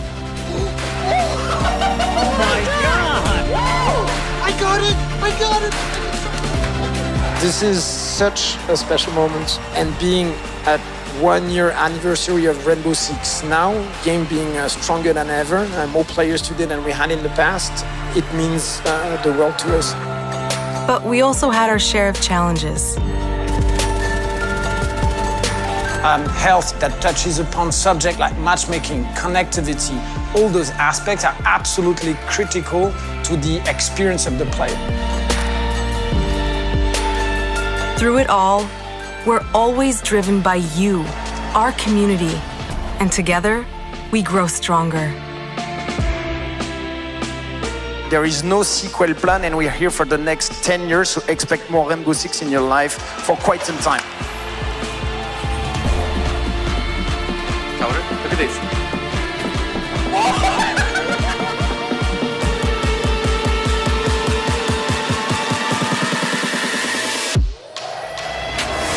Tous les succès, c'est vraiment le résultat de autant de nous que de vous.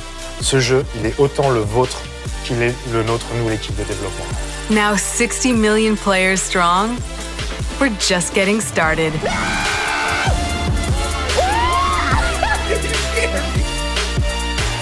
From the devs that build the game to the community that plays it, thank you.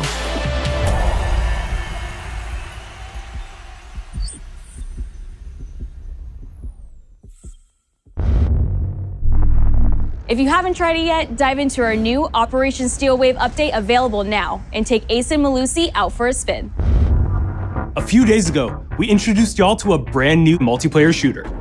Now, it's time to venture into the Hyperscape.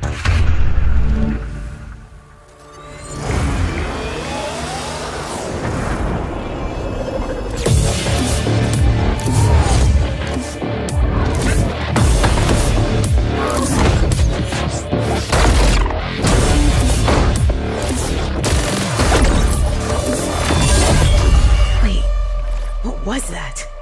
A hack in the Hyperscape. That's not supposed to be there. Let me get you all up to speed, okay? About 30 years ago, everything that we feared about our future started to come true. We made some good decisions. We made some bad decisions. Actually, we made a lot of bad decisions.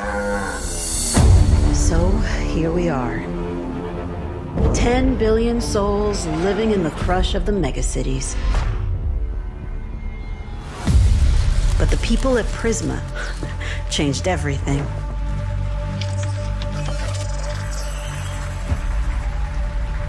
They gave everyone a way out. The Hyperscape. In the Hyperscape, the biggest draw by far is Crown Rush. This is where anyone can become someone.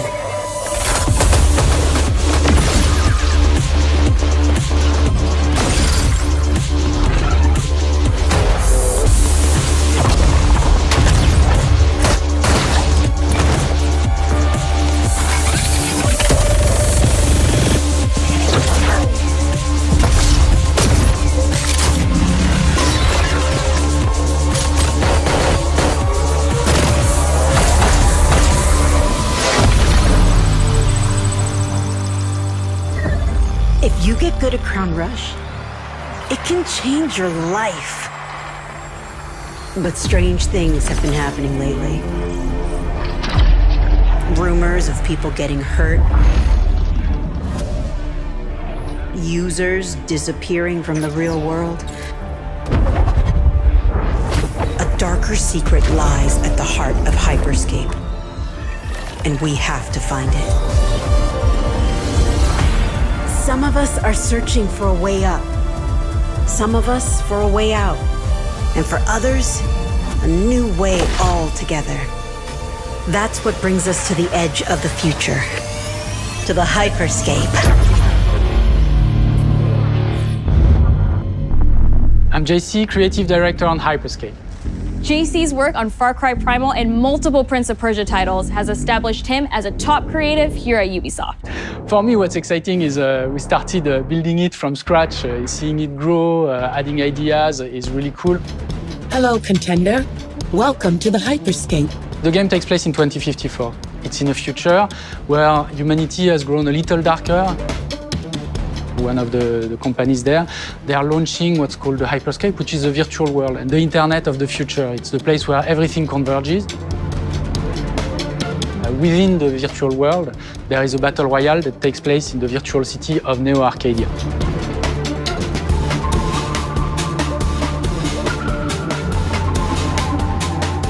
Then we also introduce a lot of new things. You get the opportunity to do parkour on the rooftops, to go into interiors where it's much more narrow, much more stressful. You get to go to the landmarks where there's more opportunities to get cool items, but also more players, so it's a risk-reward kind of deal. We introduce the notion of hacks, special abilities that you can pick up on the fly to adapt your tactics. With hacks, you can do things like teleport yourself, you can wrap yourself into a ball and bounce around the battlefield. So a lot of abilities that let you have fun, that are toys that you can play with. And finally, it's made as a spectacle, so all the viewers will be able to interact with the game on different levels through the Twitch extension. So every few minutes, there's going to be a vote, and viewers will be able to decide what effect they want to affect the whole battle. So things like changing the gravity, infinite ammo, or stuff like that. So players, while this happens, really have to adapt to all kinds of stuff that is happening. So for me, it's really exciting because right now, as we speak, we're launching the open beta, and so it's going to be available for free-to-play for all PC players worldwide. And I really want to thank all the players, all the streamers, and all the viewers who participated in tech test and who will participate in the open beta. Here's a short glimpse of what you can expect.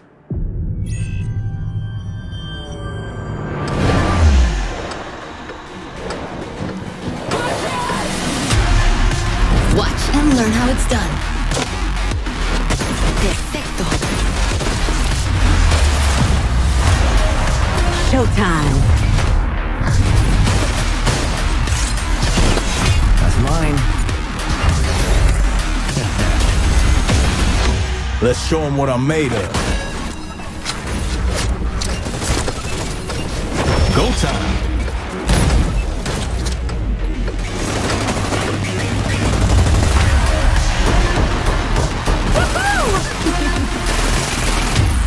Watch closely. Here we go. この調子。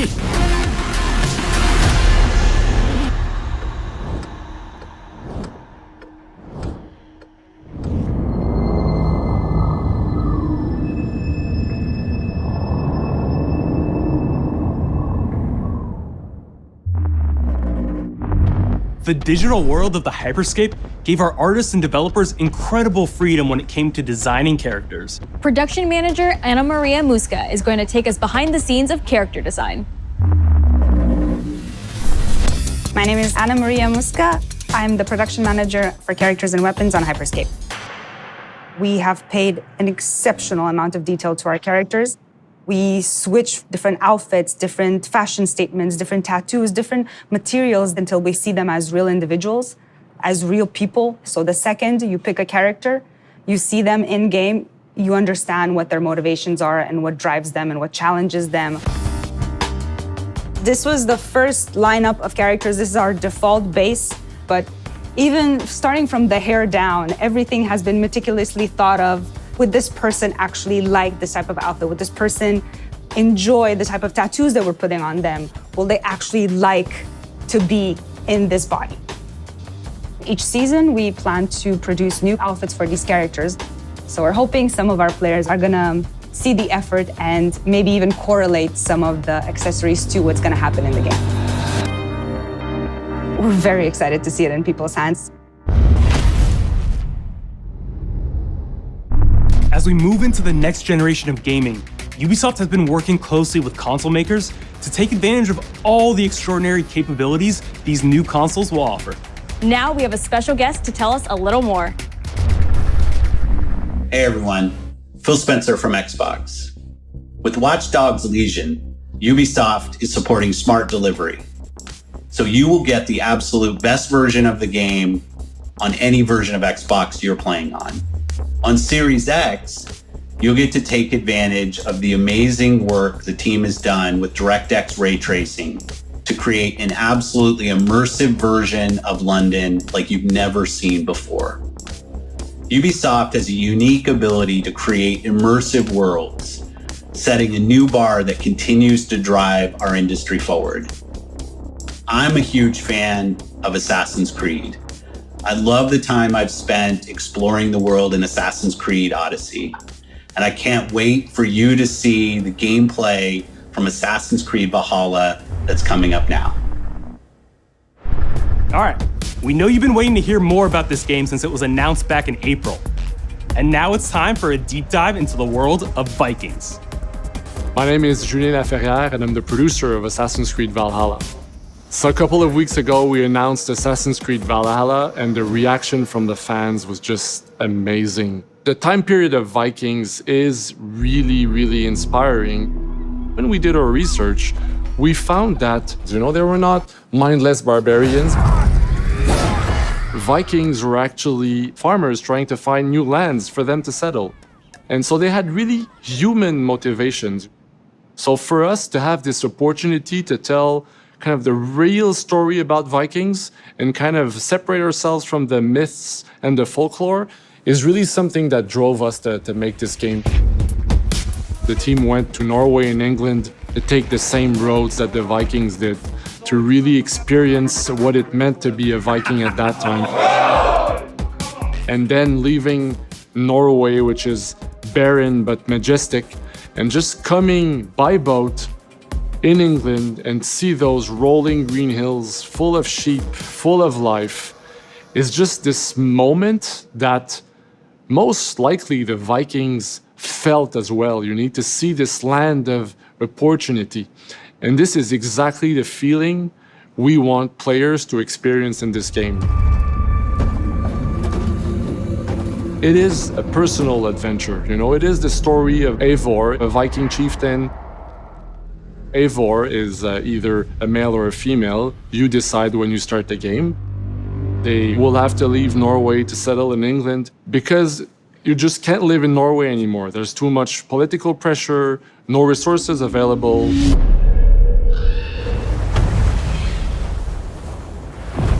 Obviously, in England, it's full of Anglo-Saxons and other people, and they don't really want you there. So you will have to fight your way there to kind of build your own settlement and see your clan prosper.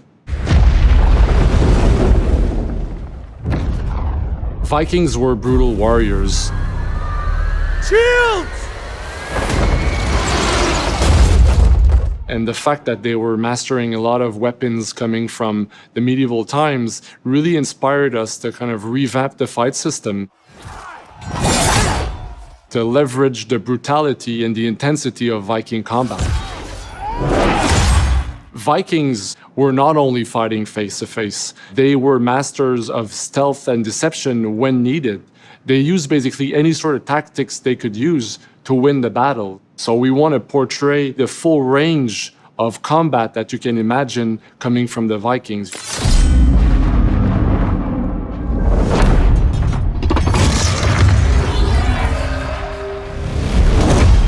We are very happy to finally be able to show you the game we've all been working on. So please enjoy this deep dive into Assassin's Creed Valhalla.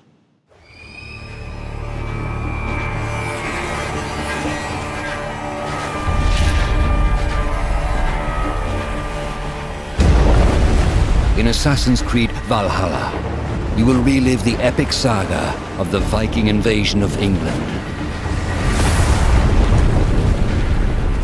You play as Eivor, a Viking from Norway, who will lead his or her battle-hardened warriors across the North Sea to the British Isles. Eivor is driven by an ambitious goal, to build a thriving Norse settlement in a hostile land. For the good of our clan, it is time we go a Viking. Today we raid, that tomorrow we may build. England is a dark age tangle of broken kingdoms and warring dynasties, a land of opportunity and riches. As you prowl England's rivers by longship, you may raid locations you spot from the shoreline. Ground your ship and blow your horn to lead your raiding crew into battle.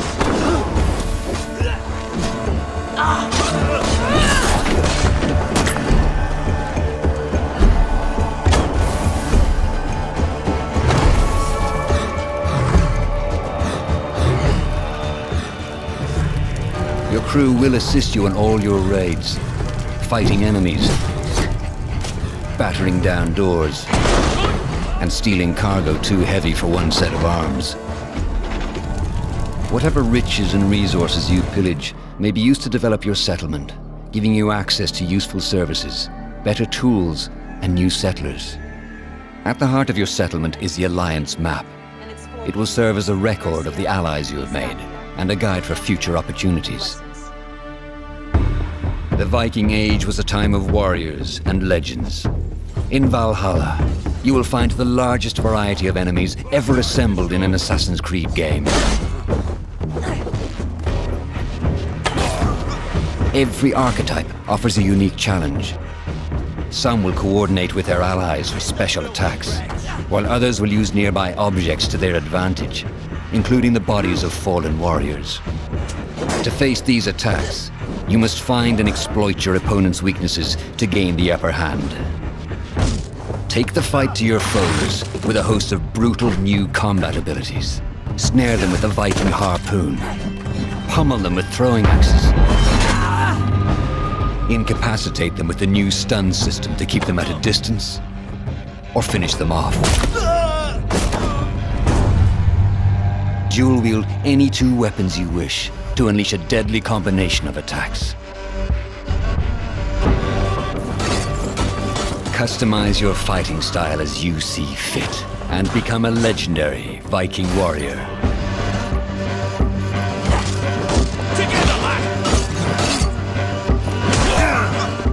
All combinations of weapons are available to dual wield, including two shields.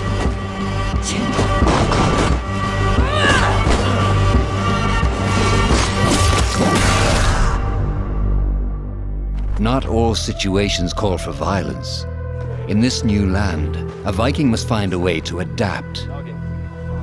As Eivor is not welcome in England, you may need to outsmart your enemies, avoiding unwanted attention in towns and bustling cities.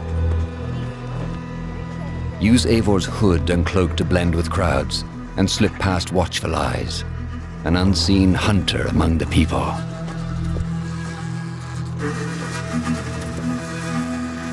From capital cities and villages to the dense forests and rolling hills of England, exploration is vital to keeping yourself sharp. You must feed off the land if you hope to endure. Hunt and forage to replenish your health and fortify your equipment. Search pagan temples and Roman ruins for new activities and challenges to strengthen yourself and your settlement. The more you explore, the more of England's secrets you will reveal. Ravens, show no mercy! But as you push deeper into England, the enemy will push back. In a series of climactic moments, Assassin's Creed Valhalla will feature massive assaults in which you will lead Eivor's army into battle against heavily guarded Saxon fortresses. Today, we will reclaim her. Today we fight for your land, and tomorrow we rebuild! For East Anglia. Assassin's Creed Valhalla will transport you to wondrous and haunted lands, inspired by Norse myths and England's pagan roots. It will challenge and surprise. Thank you, man. With unforgettable characters, thrilling triumphs, and tragic losses, giving you the chance to live your own Viking saga.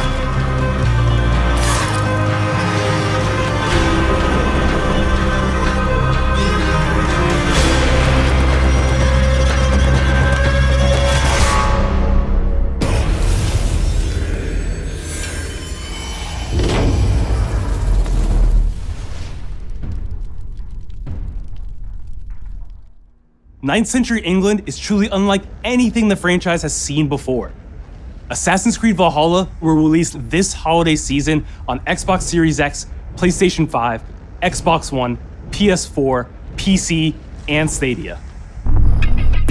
We're close to wrapping up today, but before we go, our CEO, Yves Guillemot, is here to share a few words. I hope you will have enjoyed what you have seen today, and that you will love playing these games. I'm proud of our teams for delivering an ambitious, broad, and creative lineup of games. And we haven't shown you everything yet. In fact, we have a lot more to come. So you will have another Ubisoft Forward to reveal even more about our upcoming games.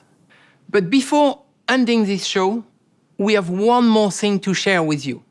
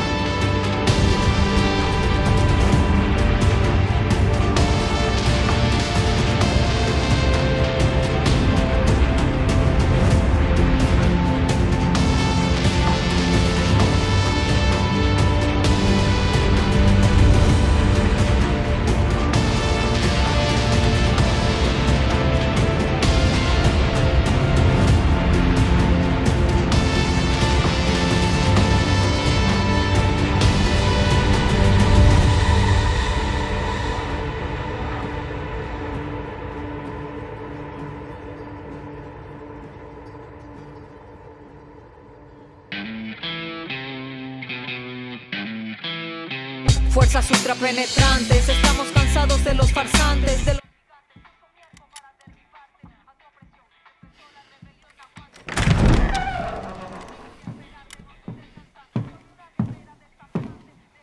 It's beautiful, amigo. Perfect, but useless. I have something for you, Diego. Give me your hands. Papa. Now, the grenade is simple. It has 4 basic parts. The shell, which contains the explosive, the fuse, the handle, and of course, the pin. What are you doing? Breathe. The pin simply holds the handle in place. It is only when you let go that this grenade goes boom.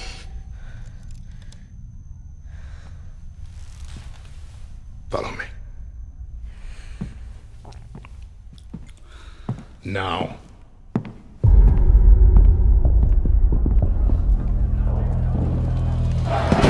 I am El Presidente, which means that someday you will be El Presidente. And our people, they do not know how to be happy. They are torn apart by opinions, noise, indecision, strangled by their own freedoms.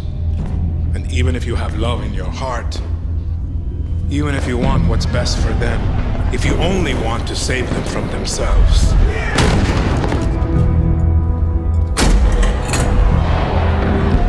they will hate you, Diego. Everything you say, do, believe, will be wrong.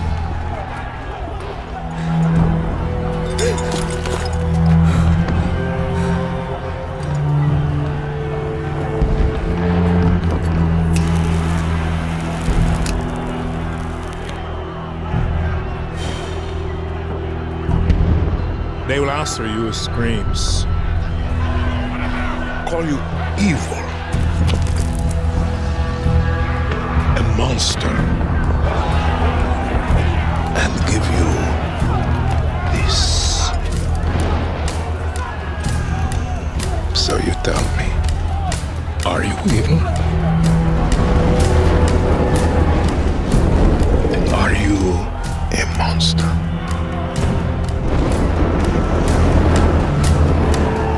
Because our country is like this grenade, except it has 2 basic parts. Our people.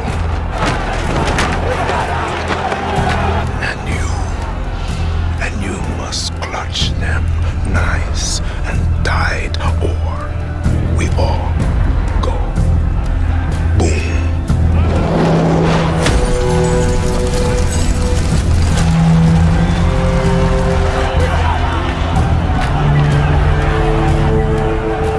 Do you understand now? Prove it.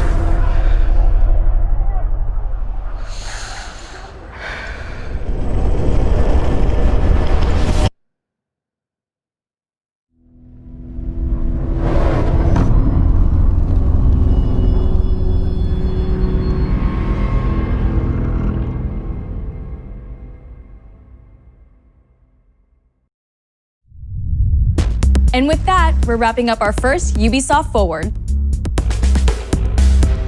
Today, we've seen the next generation of Assassin's Creed, the birth of a resistance in Watch Dogs Legion, the cyber chaos of Hyperscape, and the epic reveal of Far Cry's newest installment, along with so much more.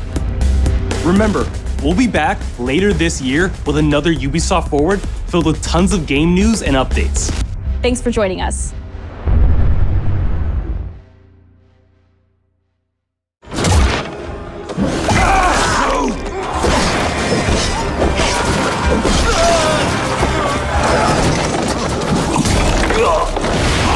Hey everyone, welcome to the Ubisoft Forward post show. My name is Yusuf Magid, and this is Assassin's Creed Valhalla. We're going to take a deep dive into about 30 minutes of gameplay, and we're joined by a very special guest here. Hey everyone, this is Philippe Bergeron, otherwise known as Fizz. I am the quest director on Assassin's Creed Valhalla. So Fizz, we're setting up here for what looks like an epic encounter. Tell us exactly what's going on here.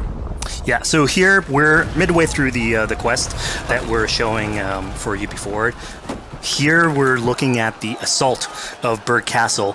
So these are big moments that usually sort of culminate at the end of the story. And so here Eivor, our Viking raider, is taking a group of raiders and Fyrds into Berg Castle to go and take down Rued and his clan. So who exactly is Rued, and why does Eivor sort of want to pick a fight with him? Basically, Rued comes into play about halfway through this story arc, where at the beginning of the arc, this is something that happens before, Rued basically caused a lot of turmoil within the territory, and Oswald, who's the sort of elderman to inherit this territory, needs your help to take him down. Oswald having just been defeated in a previous quest, and so here this is revenge, but also accomplishing your ultimate goal. So Fizz, as you're talking, we're seeing some of the combat of Valhalla. Can you tell us a little bit about the changes to combat this time around? We wanted to basically add a lot of new mechanics to it. So we added like some dual wielding for the player, like a stun system in there. And we really needed to do this to sort of portray that sort of the brutality that comes with being a Viking in this day and age. So it sort of fits into that the time and the character.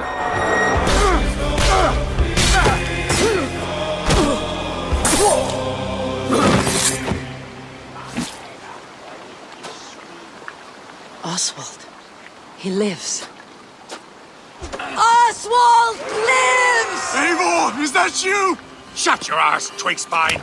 Here, Eivor has taken her entire army through the assault, and finally it's revealed that our Elderman, our ally, Oswald, is still alive, and Rued has him captive. So this is what it comes to, Wolfkist? 2 Danes fighting over a filthy Saxon whoreson? If this swine is your prize, come and get him!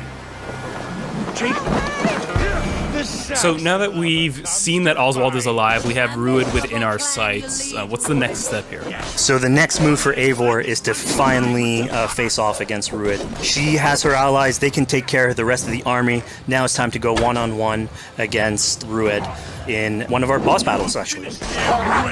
Your battle is not yet won, Oswald.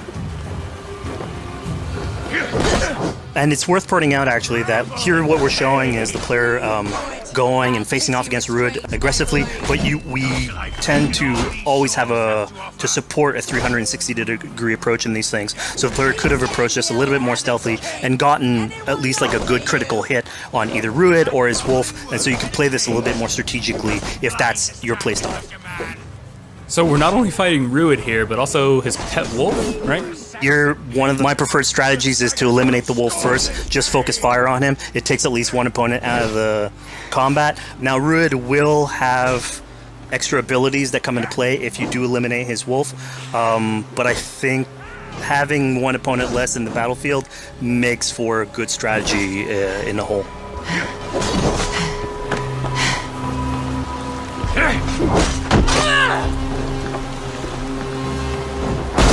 Your efforts. Only the cold dark of Niflheim awaits you. Valhalla is my destiny. That fate will not be met today. Why does they should be ruined, Wolf-kissed? Made thralls, not treated as equals. We are better than this. Than all of them. Do not drag me down to the sewage you wallow in. We just a Dane fight tooth and nail for a Saxon. You'd throw in with these wastrels? These Argir swine? Eivor, no! He should be tried before God, a lawful assembly.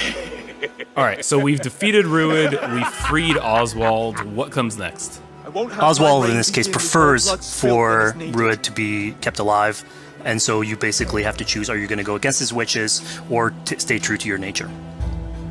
So we have this choice to make, but before we get into that, I want to rewind a little bit because we just did this big, grand assault, but Eivor couldn't have done it alone.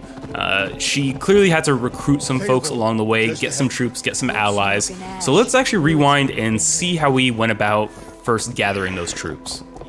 Right, so when coming up to an assault, it's a game of numbers. Eivor can go into pretty much any location and be a stealthy Viking, eliminating some of the assets, which ultimately would be strategy, you can do that, and you'll have some of the ingredients or of the assets there that will have been sabotaged, but you still need an army. So here what we're seeing is Eivor going around the countryside and raising what we call a fyrd, which is the men and the women of the territory who come up and fight in the name of a king. So here Eivor is going around and trying to convince people to fight in the name of Oswald to finally take down the oppressor that is Rued. Defending East Anglia, defending you.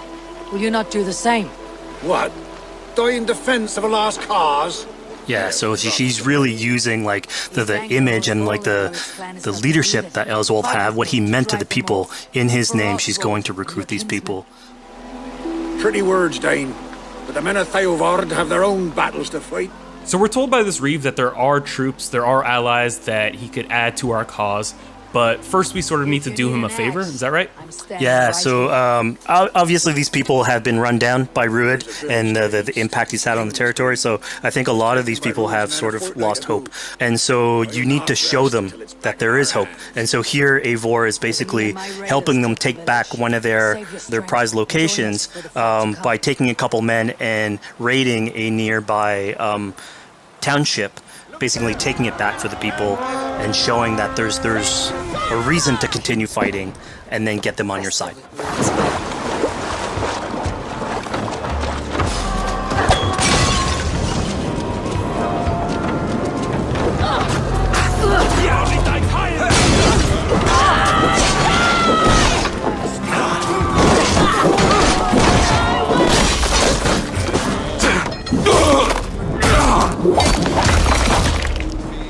When Eivor does this, obviously you have access to a full suite of abilities. So again, the improvements that we've done to the fight system. You have some brutal axe throwing in there. You have archery or like range combat abilities in there as well. So really, again, like depending on what your playstyle is, you can customize your loadout and go in there how you wish.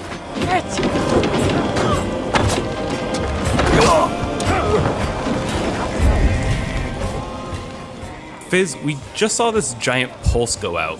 What exactly was that? So that is what we call the Odin sight. The Odin sight is basically our interpretation of the eagle vision from previous games, and we thought it was good to sort of bring that back. It's basically Eivor's intuition. It's how she perceives the world. When the player uses that, it'll highlight basically interactive objects, like things that will bring her an advantage. So we'll have arrows, like health consumables that are in there. So it really is like a good way of sort of understanding the world and showing you like things that you can go and touch. Yeah, I mean, speaking of things we can touch, we just picked up this awesome new weapon. It's something we wanted to play with on Assassin's Creed Valhalla, where we have fewer weapons in the game, but you can invest in them more, so they become your weapon. And so depending what your preferred playstyle is or your preferred weapon type, then you can go and choose, I'm gonna fight with this weapon and invest heavily into that. Not only are we looting weapons, but we see something here called the Book of Knowledge. Can you tell us a little bit more about that? They unlock skills for the players. So here you can see the Valkyrie dive that has just been unlocked. We have these spread out throughout the world, so again, to promote exploration and discovery. As you travel through the world and you explore locations, you can find these books that will add abilities that you can go and invest in, put into your loadout, then go into the different locations or the different quests in the game and use those depending on what your playstyle is. Now we've recaptured this village, we've secured more troops for our assault. Let's jump back now and figure out what we want to do with Rued. The rightful king of East Anglia has spared your life today, and so it will be.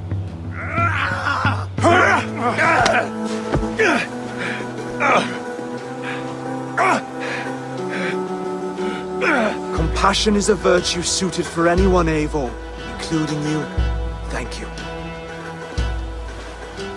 Eivor decided to let him live. Rued is really angry about that. Being a Norse Viking, being put to the death in battle is your road to Valhalla. So he was basically denied access to Valhalla in this situation.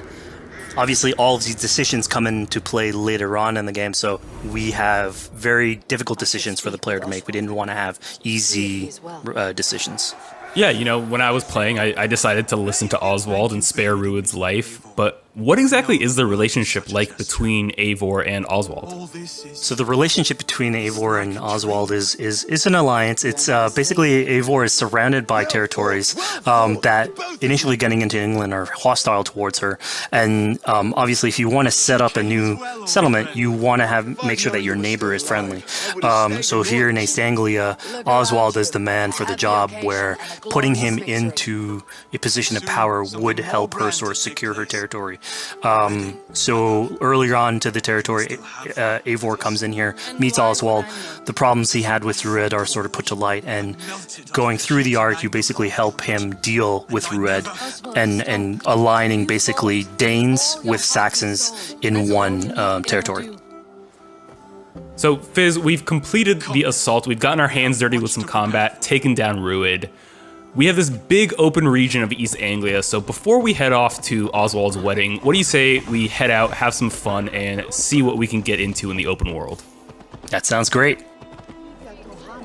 So we see a cat here with a speech bubble above it, and you best believe if you let me talk to a cat, I'm gonna talk to a cat. Yeah, these are some of our some of my favorite moments actually in the game, where we put out a whole bunch of events throughout the territory. And it sort of rewards, again, exploration, going around. It's a chance for us also to sort of showcase a different side of Eivor. A lot of the quests sort of deal more with like politics and warfare, and this shows a slightly more human nature to her. So it permits us to explore that character a little bit more. And so here, basically, like you're trying to help a kid with his cat, and ultimately get that cat to sort of join your crew as a cat raider. You just said cat raider way too casually. You're telling me I could have a cat Viking raider on my longship? That's exactly what I'm telling you. Oh my god, yes, I love it. Perfect. So yeah, as you're riding around the rivers of England, you would see a cat basically walking around your longship, keeping your Viking raiders company. You know, speaking of the Viking longship, we're seeing some of that gameplay here now. Can you talk a little bit about how that works and functions in Valhalla? Yeah, so starting out on this project, I think the Viking longship is one of the biggest images that we all have when we think about Vikings in our game. And so Vikings had this awesome design for longship that had a very shallow hull, so it permitted them to go very far inland very quickly, and you could basically disembark Viking raiders like on pretty much any shore. We added that into the game, where you can basically sail up to any location and then just decide to disembark with your guys and raid a location, loot all its treasure, get back in the ship, and then continue sailing down the river to your next opportunity. So I know past Assassin's Creed games allowed for songs and things like that to be sung on ships. Will Valhalla have a similar version of that? Yeah, so this is something we actually wanted the crew of your ship to become like your home away from home. So we added stories and songs into the ship. So basically, as the player is going around, you could decide to have your skald sort of sing a song for you as you row down the river. But you can also decide, depending on who the raiders are in your ship, to hear more about their life. So you can actually queue up stories, and they'll give you a little bit more background on who they are. So you get to know your sort of fighters as you're traveling around the world, which is a cool moment. So here we're seeing a bit of a different view. What exactly are we looking at? We had this on previous Assassins, where you would like ride on your horse, and you could pull out, have the horse sort of follow the track. We have a similar thing for the ship, where you can put up your sails. It's cruise control for the ship, so you can pull back, take in the scenery, listen to some songs or some stories, and just take it all in.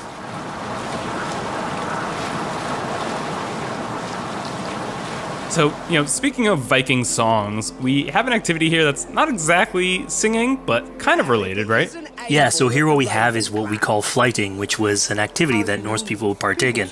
They would like to have a battle of wits and sort of poetry, where insults would be thrown back and forth between each other. The idea was to try and have a good insult, but also to have a good rhythm and a good rhyme in there. So it's basically a precursor to rap battles. Here's the silver. Now begin. To all those whom I speak, they say Eivor's a clod. Then you're speaking to fools and their knowledge is flawed. Well... How exactly do you go about being successful in one of these? The trick behind a good flight was to choose the right insult, identifying the right cadence, and then trying to find what rhymed the best. I'm known for my might. Interesting. Silent whispers all claim that you're terribly dense.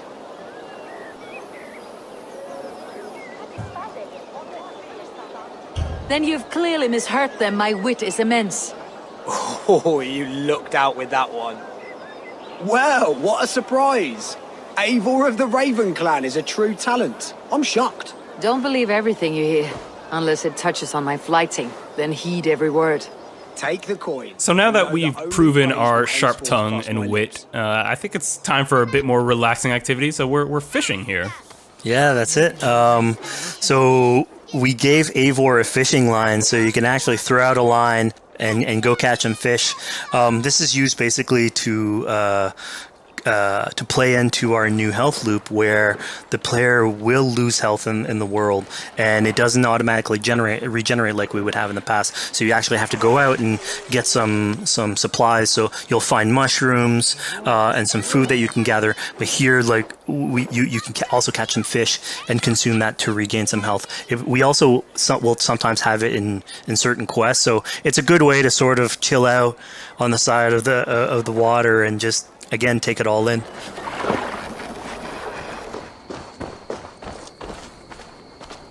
So this is what we call one of our offering altars. So the idea is that you find these around the world and you make offerings to it. So it'll take like animal parts and stuff that you can find throughout the world.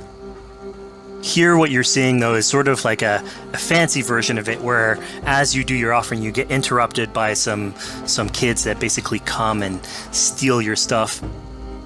So it's just a way for us to sort of showcase that like the systems and the activities in the world can sort of play in with some quests and some little events. So it's our way to sort of dress up these moments and make it all fit inside the whole experience. Yeah, this seemed like a really sort of unexpected turn for what I thought was going to be kind of a simple interaction.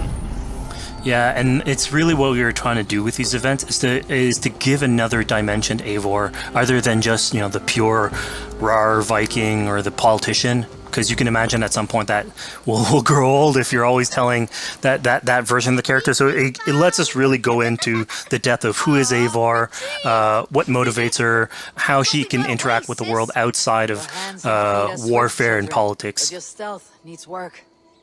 We were close. And it also showcases like a different facet of the world at the same time. It's not only Eivor. So it just widens the breadth of the stories that we can tell.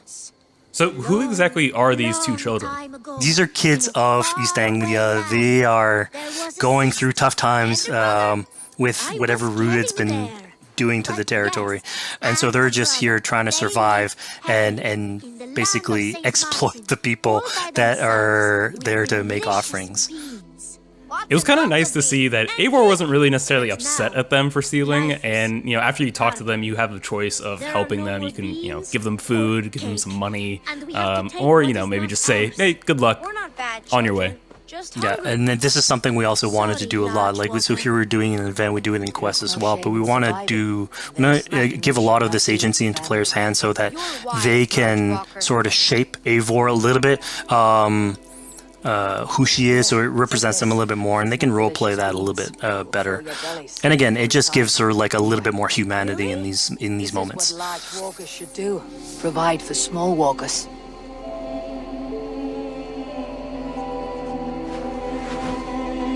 Here, large walker. A necklace? Yes, it's a St. Martin seal. You're welcome here anytime, large walker. You're one of us now. Visit us, okay? I will. Take care now, small green walkers. So I think AC veterans might recognize this here, but what exactly is Eivor chasing down? Yeah, so here you're seeing Eivor running down one of our tattoo images. So this is challenging the player on free run abilities, but also for fans of the series, sort of pulling at their heartstrings for some beloved features. So are we going to be able to tattoo Eivor? Yes. By collecting these tattoos, you actually bring them back to your settlement, and then you can customize different body parts, having different tattoos everywhere. So again, another form of expression, and it's sort of to represent that Viking culture. Fizz, one of my favorite things when I was just out there exploring East Anglia was coming upon a house or a building and realizing that there was a chest inside, but that there was no easy way in. And in this case, I saw all the doors were barred, but I knew that because there was a chest in there must have been some way to get inside. So I went around the back and, found a way in. Yeah, I'm glad you actually caught on to that. You're pointing at something that we wanted to work on a lot on Valhalla, where we wanted the exploration to make you feel smarter. So we played a lot with puzzle solving, so making sure that every house that you find sort of appeals to you, like it draws your attention, and then when you want to come and explore, it's not given to you. You still have to work for it a little bit, so it'll challenge you on your observation skills, logic, just trying to find how do I get into this. So we play a lot with level design, quest design to offer challenges to players, and you basically come out of it like with a better feeling for the exploration, but you also get to see more of a story behind any of these locations, which we've crafted. So it gave us a little bit more time to sort of slow down the experience and tell a different version of a story.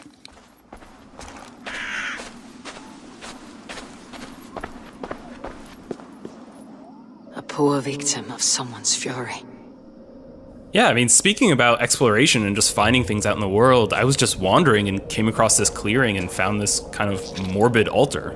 Yeah, so this is one of our bigger events that we have scattered in the world. So as Eivor explores, she can find altars like this, and by interacting with them, here it's a trap that's been set by this character named Regan. Now, there's a bigger story behind all this. There's multiple steps to it later on. So this is one of the moments.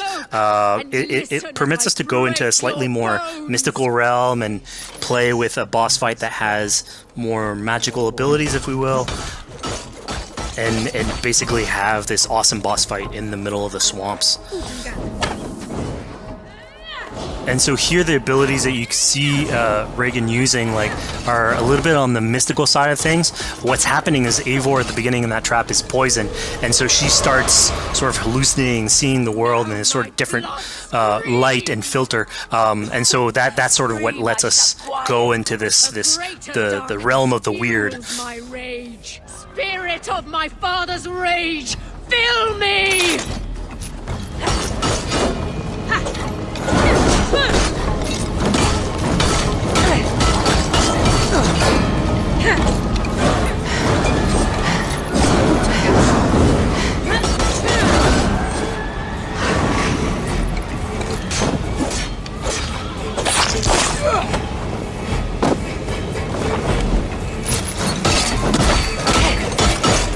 Enough cracking and punching.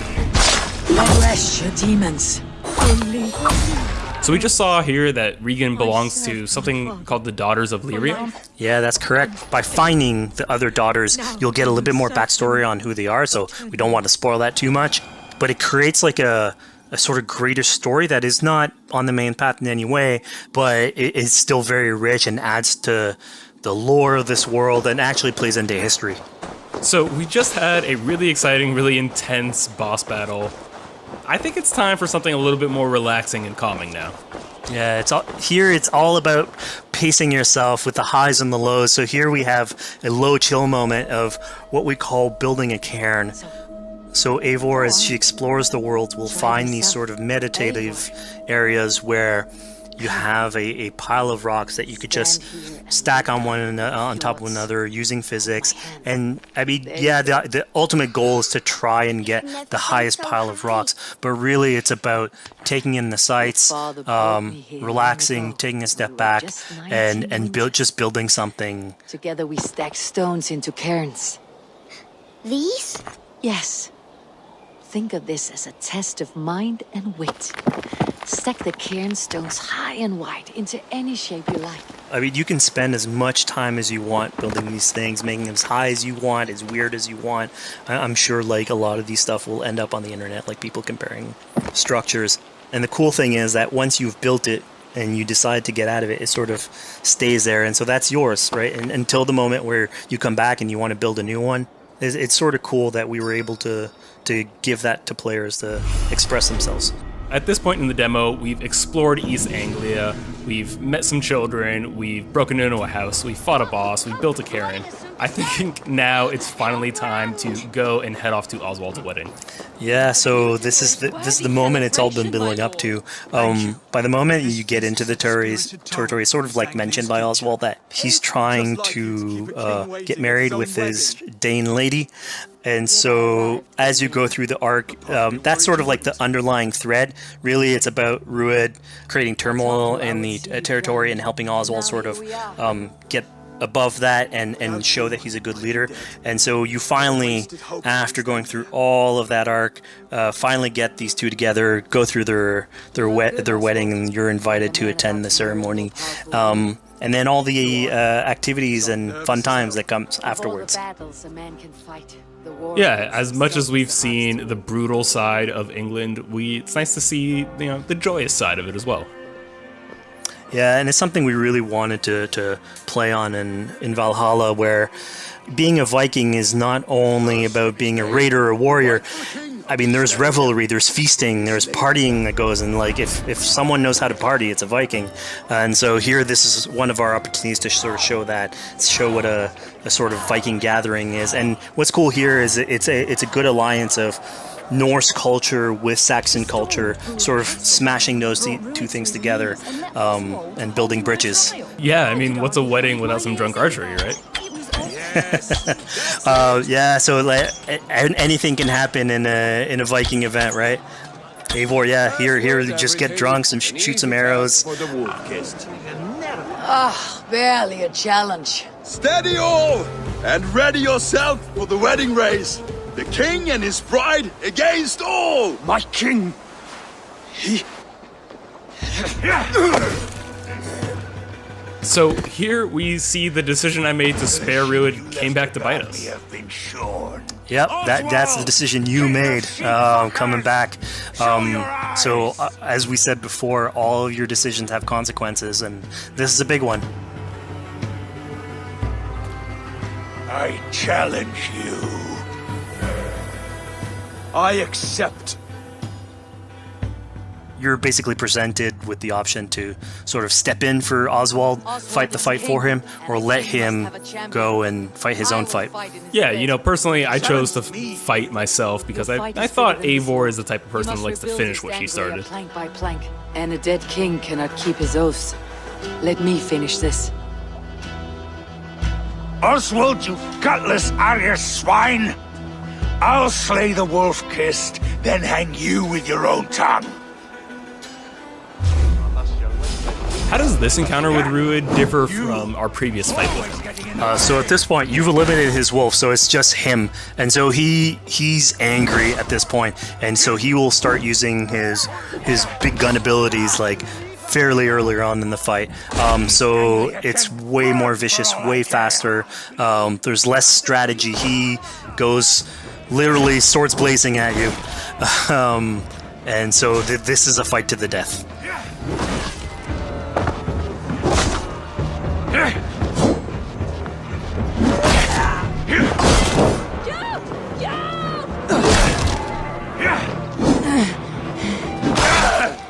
And of course here, like, this is a decision you made to go and fight him, but there's multiple outcomes to this scenario. You could have let Oswald fight his own fight and prove basically his station as the rightful leader. If you had eliminated Rued, obviously this would not have happened. It would have been a slightly more joyous occasion. But ultimately, in all scenarios, you still have an alliance with Oswald. He's proven to be the right leader for this territory and to be a good ally for you. A great service. I promised you an alliance, and now you have it. And one day I will need you to make good on that alliance. So we're about to take off from the wedding, but Eivor decides it's a good idea to check up on her friend Finner. Yeah, so Finner is probably one of the more recurring characters in this arc. You get to meet him very early on. He's a very endearing character, sort of used to have a Viking life, sort of misses it, and going through all these adventures together is sort of like lights that fire back, and so he's willing to join you in your raiders. So he's one of many raiders that you'll encounter in the game, and you can sort of recruit, bring back home, and then have them sort of join you on your adventures on the longship. He can tell you these stories that we're telling you about. You get to know a little bit more about him. So again, it's a fun way to sort of discover more about these characters that you meet and bring them along for adventures. Together. I'll gather my things. Well, folks, we've come to the end of our Assassin's Creed Valhalla playthrough. Fizz, thank you so much for joining us. When and where can people play it? Assassin's Creed Valhalla will be out on Xbox Series X and PlayStation 5, and is coming to Xbox One, PlayStation 4, PC, and Stadia on November 17th.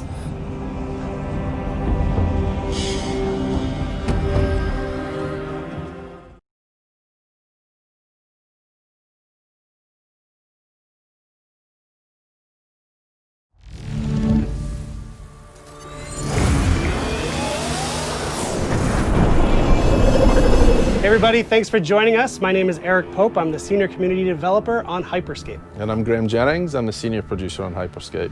Hyperscape's now in its open beta phase, so you can go to Uplay and download it directly. So a little while back, we recorded a match for you so we could walk through it moment to moment, explain what's going on throughout a match of Hyperscape. There's a lot going on with hacks, guns, the gameplay. So Graham and I are going to walk you through it right now, and I hope you'll enjoy it. So at the start now, you'll see the insertion phase. There's the three of them in the squad, so they're trying to decide on where they want to go. It looks like Helios, which is one of the landmarks, is going to be one of the choices. So all the places we're seeing on the map right now with like a name above it, that tends to be a higher loot area, would you say? For one of the big yellow letter ones like this one, this is one of the landmarks. Landmarks tend to have higher density and higher quality loot overall. Which also means most people will be going there, so you might have usually have a few more friends if you go to a landmark. So in this case though, he's gone outside and he's found a supply crate. So he's starting to loot these instead, so he's looking for both hacks and weapons within those. Right, so the looting phase, many folks will be familiar with, but in Hyperscape you do have those supply crates that you may be lucky enough to find. And what's the deal with supply crates? So supply crates are placed around the world, so you'll hear them and then you can go and find them, and then inside them you'll find weapons and hacks. Usually you find slightly better weapons and hacks within them. Here now we've switched, so we're looking at Chimera instead. So he's in the landmark, he's in Helios now, and he's still in the looting phase. But as you can see from the red triangle up there, there's actually some friends, or not friends, in there with him just now. Yeah, so the action gets started, okay, right here. Yeah, so he's one-on-one, he's going with the Mammoth shotgun against someone who's using the heal hack at the minute, which is the red circle you can see. So that player's taking extra health at that point. Which looks like it helped him hold his ground against that mammoth. And I believe it helped him survive at that point. There seems to be a few other players in here just now, so the combat started and elimination's got his first kill. Sectors will soon be collapsing.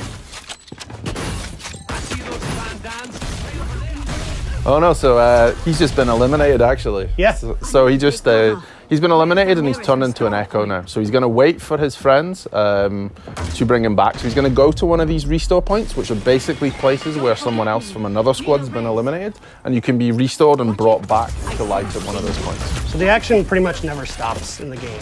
If you're eliminated, you're not out. You're not stuck watching a camera with someone else. You're still playing, you can inform your squad as to what's going on, and then you can call to be restored at one of those points.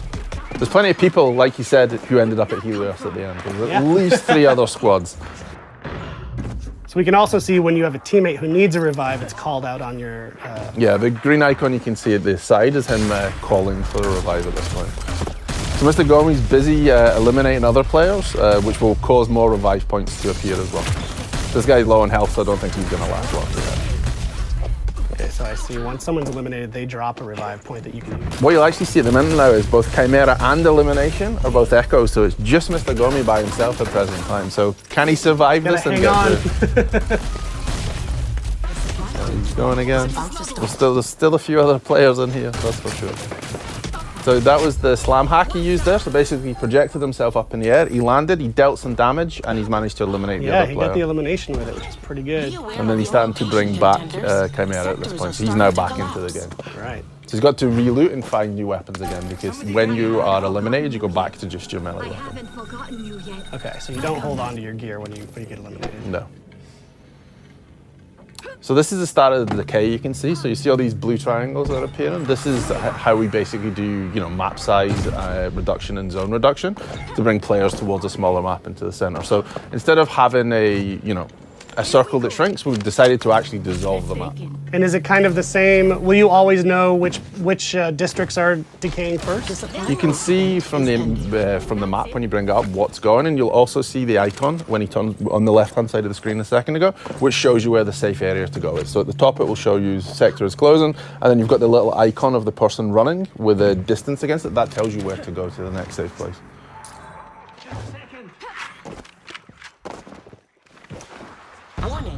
So I see Mr. Gummy has pinged that spot to sort of regroup outside of the landmark. We're going to take some height as well to start to be able to look for other players and to keep themselves a little bit safe. So he's seen another player, so he's starting to throw salvos at him, and probably the Skybreaker too. You see the red exclamation mark? That's basically his teammates pinging and saying, hey, there's an enemy over here. And he's been shot out from behind, so there's definitely players around. You'll see him going to go high again to try and take some positional advantage to get up, because he knows there's another team on the roof up there. And he doesn't want to be below them, especially not with his salvo grenade launcher. Well, what I'm noticing is that they're doing a good job of switching from street level to the rooftops. Is that kind of a good way to approach a game of Hyperscape, to not just stay in one area? You should really use the variety between streets, interiors, and rooftop for navigation and to keep yourself safe. Rooftops are great to see what's going on, but you're also then a target to snipe. So you really need to adjust height and interior, exterior as you go, just to keep yourself safe. And to aggressively loot too, to find the best stuff. So he just picked up a golden Skybreaker. What does the gold mean? That is the top tier of Skybreaker. So basically, you can have a level 5 Skybreaker, which is what he just picked up. We will fusion weapons together. So if you have a Skybreaker and you find another Skybreaker, it will go to level 2. Find another one, it will go to level 3. And what he has now, as you can see in the bottom bar there with the yellow, he has the top tier of the Skybreaker, so this does more damage. So each time you fusion something, a weapon or a hack, it will go up in various different abilities. So you're basically, just to loot up, to fuse up, you just need to find a duplicate of your weapon or hack, and that's all. Yeah.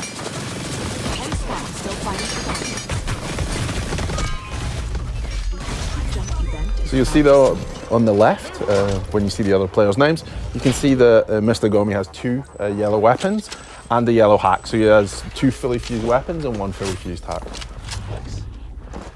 And how does healing work in this game? So healing will either work by, I took damage and then I retreated and your health bar will come back up, or if a player has a heal hack, which he actually does at present time, so you see that in the bottom it says heal, he can throw that on the ground and then there'll be an AoE of heal, so both you and your teammates can come into it and it will heal you.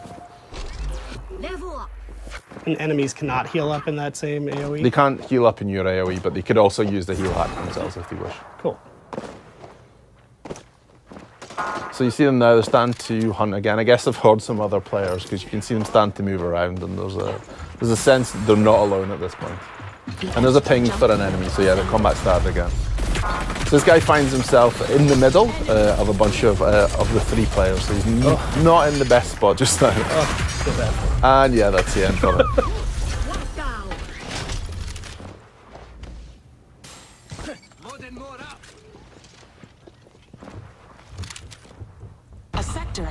So if you manage to fusion one of his hacks then again.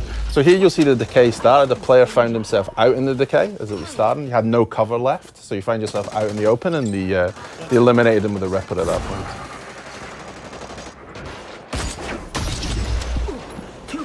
And another one down for elimination. He seems to be on a roll at this point. And now he's fully fused his sniper rifle, the Protocol V. Still quick check, just make sure there's no one else coming in. You don't want to have someone behind you at the last minute.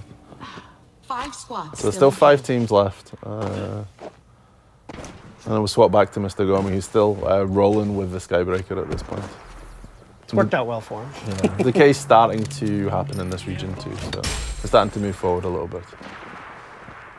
They have a nice variety of weapons between them. You know, someone's got a salvo, there's a skybreaker, there's a ripper. They really split in terms of hacks and weapons, so they have a nice diverse selection in terms of game style. So you see him go up high now, and he's probably going to use the skybreaker. And he has, and that's the end for Takeshi Kazuya. Takeshi Casualing, so now you mentioned that username. You'll notice if you've been watching the feed, the usernames all seem pretty similar in this match. What's the story with that? So this is the feature we call streamer protection. So it allows you to anonymize who's in the game. So this is basically what you can see now. This poor player has managed to find themselves in the corner and tried to hide. Unfortunately, they've been chased in there by someone with a fully fused salvo. So that was kind of the end for them. Dangerous. So they've swapped now and they've gone to the mammoth instead. So they've swapped out to the shotgun. So it's quick to change your playstyle. You can easily find another weapon you like, and you can adjust based on map size, how many players are left, and continuously adjust. And that countdown that just finished was a health kit event. What does that mean? What are these events? So basically in the top right now, you'll see the cross and it's kind of ticking down. So this is said that this is the time left for the health kit event. Basically every match, there will be cards played which change what happens in the match. So this was the health kit event. There's things like low gravity 2, which projects up in the air and you can jump over. And are these just random, or are players triggering these events somehow? So there's two different ways this happens. So there's a game master, Grace, who plays them in this case. Or if there's a streamer in the game, the streamer's viewers will get the chance to vote for which one they want to see. So it'll pop up, there'll be 3 different options, and then whichever gets the highest number of votes will be the one that's played in the game. So viewers are directly impacting the streamers. And that's through the Crowncast extension? Through the Crowncast Twitch extension. Cool. There's only 3 squads left. A sector has contenders. So here you see that we got caught in the decay then and fell through the building, so trying to move back in. There's only 3 teams left now, so we're starting to get towards a smaller map size, so it's going to become chaotic shortly. And they're just on the edge of this landmark of Red Tiger, so they're heading up. Here you'll see at the top it says crown appears in 10 seconds. So basically we have a crown that spawns in the wall. If a player grabs the crown and manages to hold onto it for 45 seconds, they will win that game through what we call crown victory. The only downside to that is once you've picked up the crown, everyone can see where you are and everyone's going to chase you. So yeah, he's got the crown, the countdown is on. As soon as, if he were to get eliminated, it would drop and that countdown would go away, right? Yes, and then whoever picks it up next, with that person, the countdown will start again for them. And that's only one of the 2 ways you can win a match of Hyperscape, right? Yeah, you can win via the crown if you want to take it and maneuver. This is why you'll see the really high up to own the higher space, or you can eliminate all the other teams. You could sneak around and grab that crown and survive. 15 seconds left to stop the crown wheel. If you use your hacks well and you use your movement and hide a lot, then yeah, you could possibly grab the crown, get to the end, and then win via a crown victory. Wow. There it is. A screen I'll never see.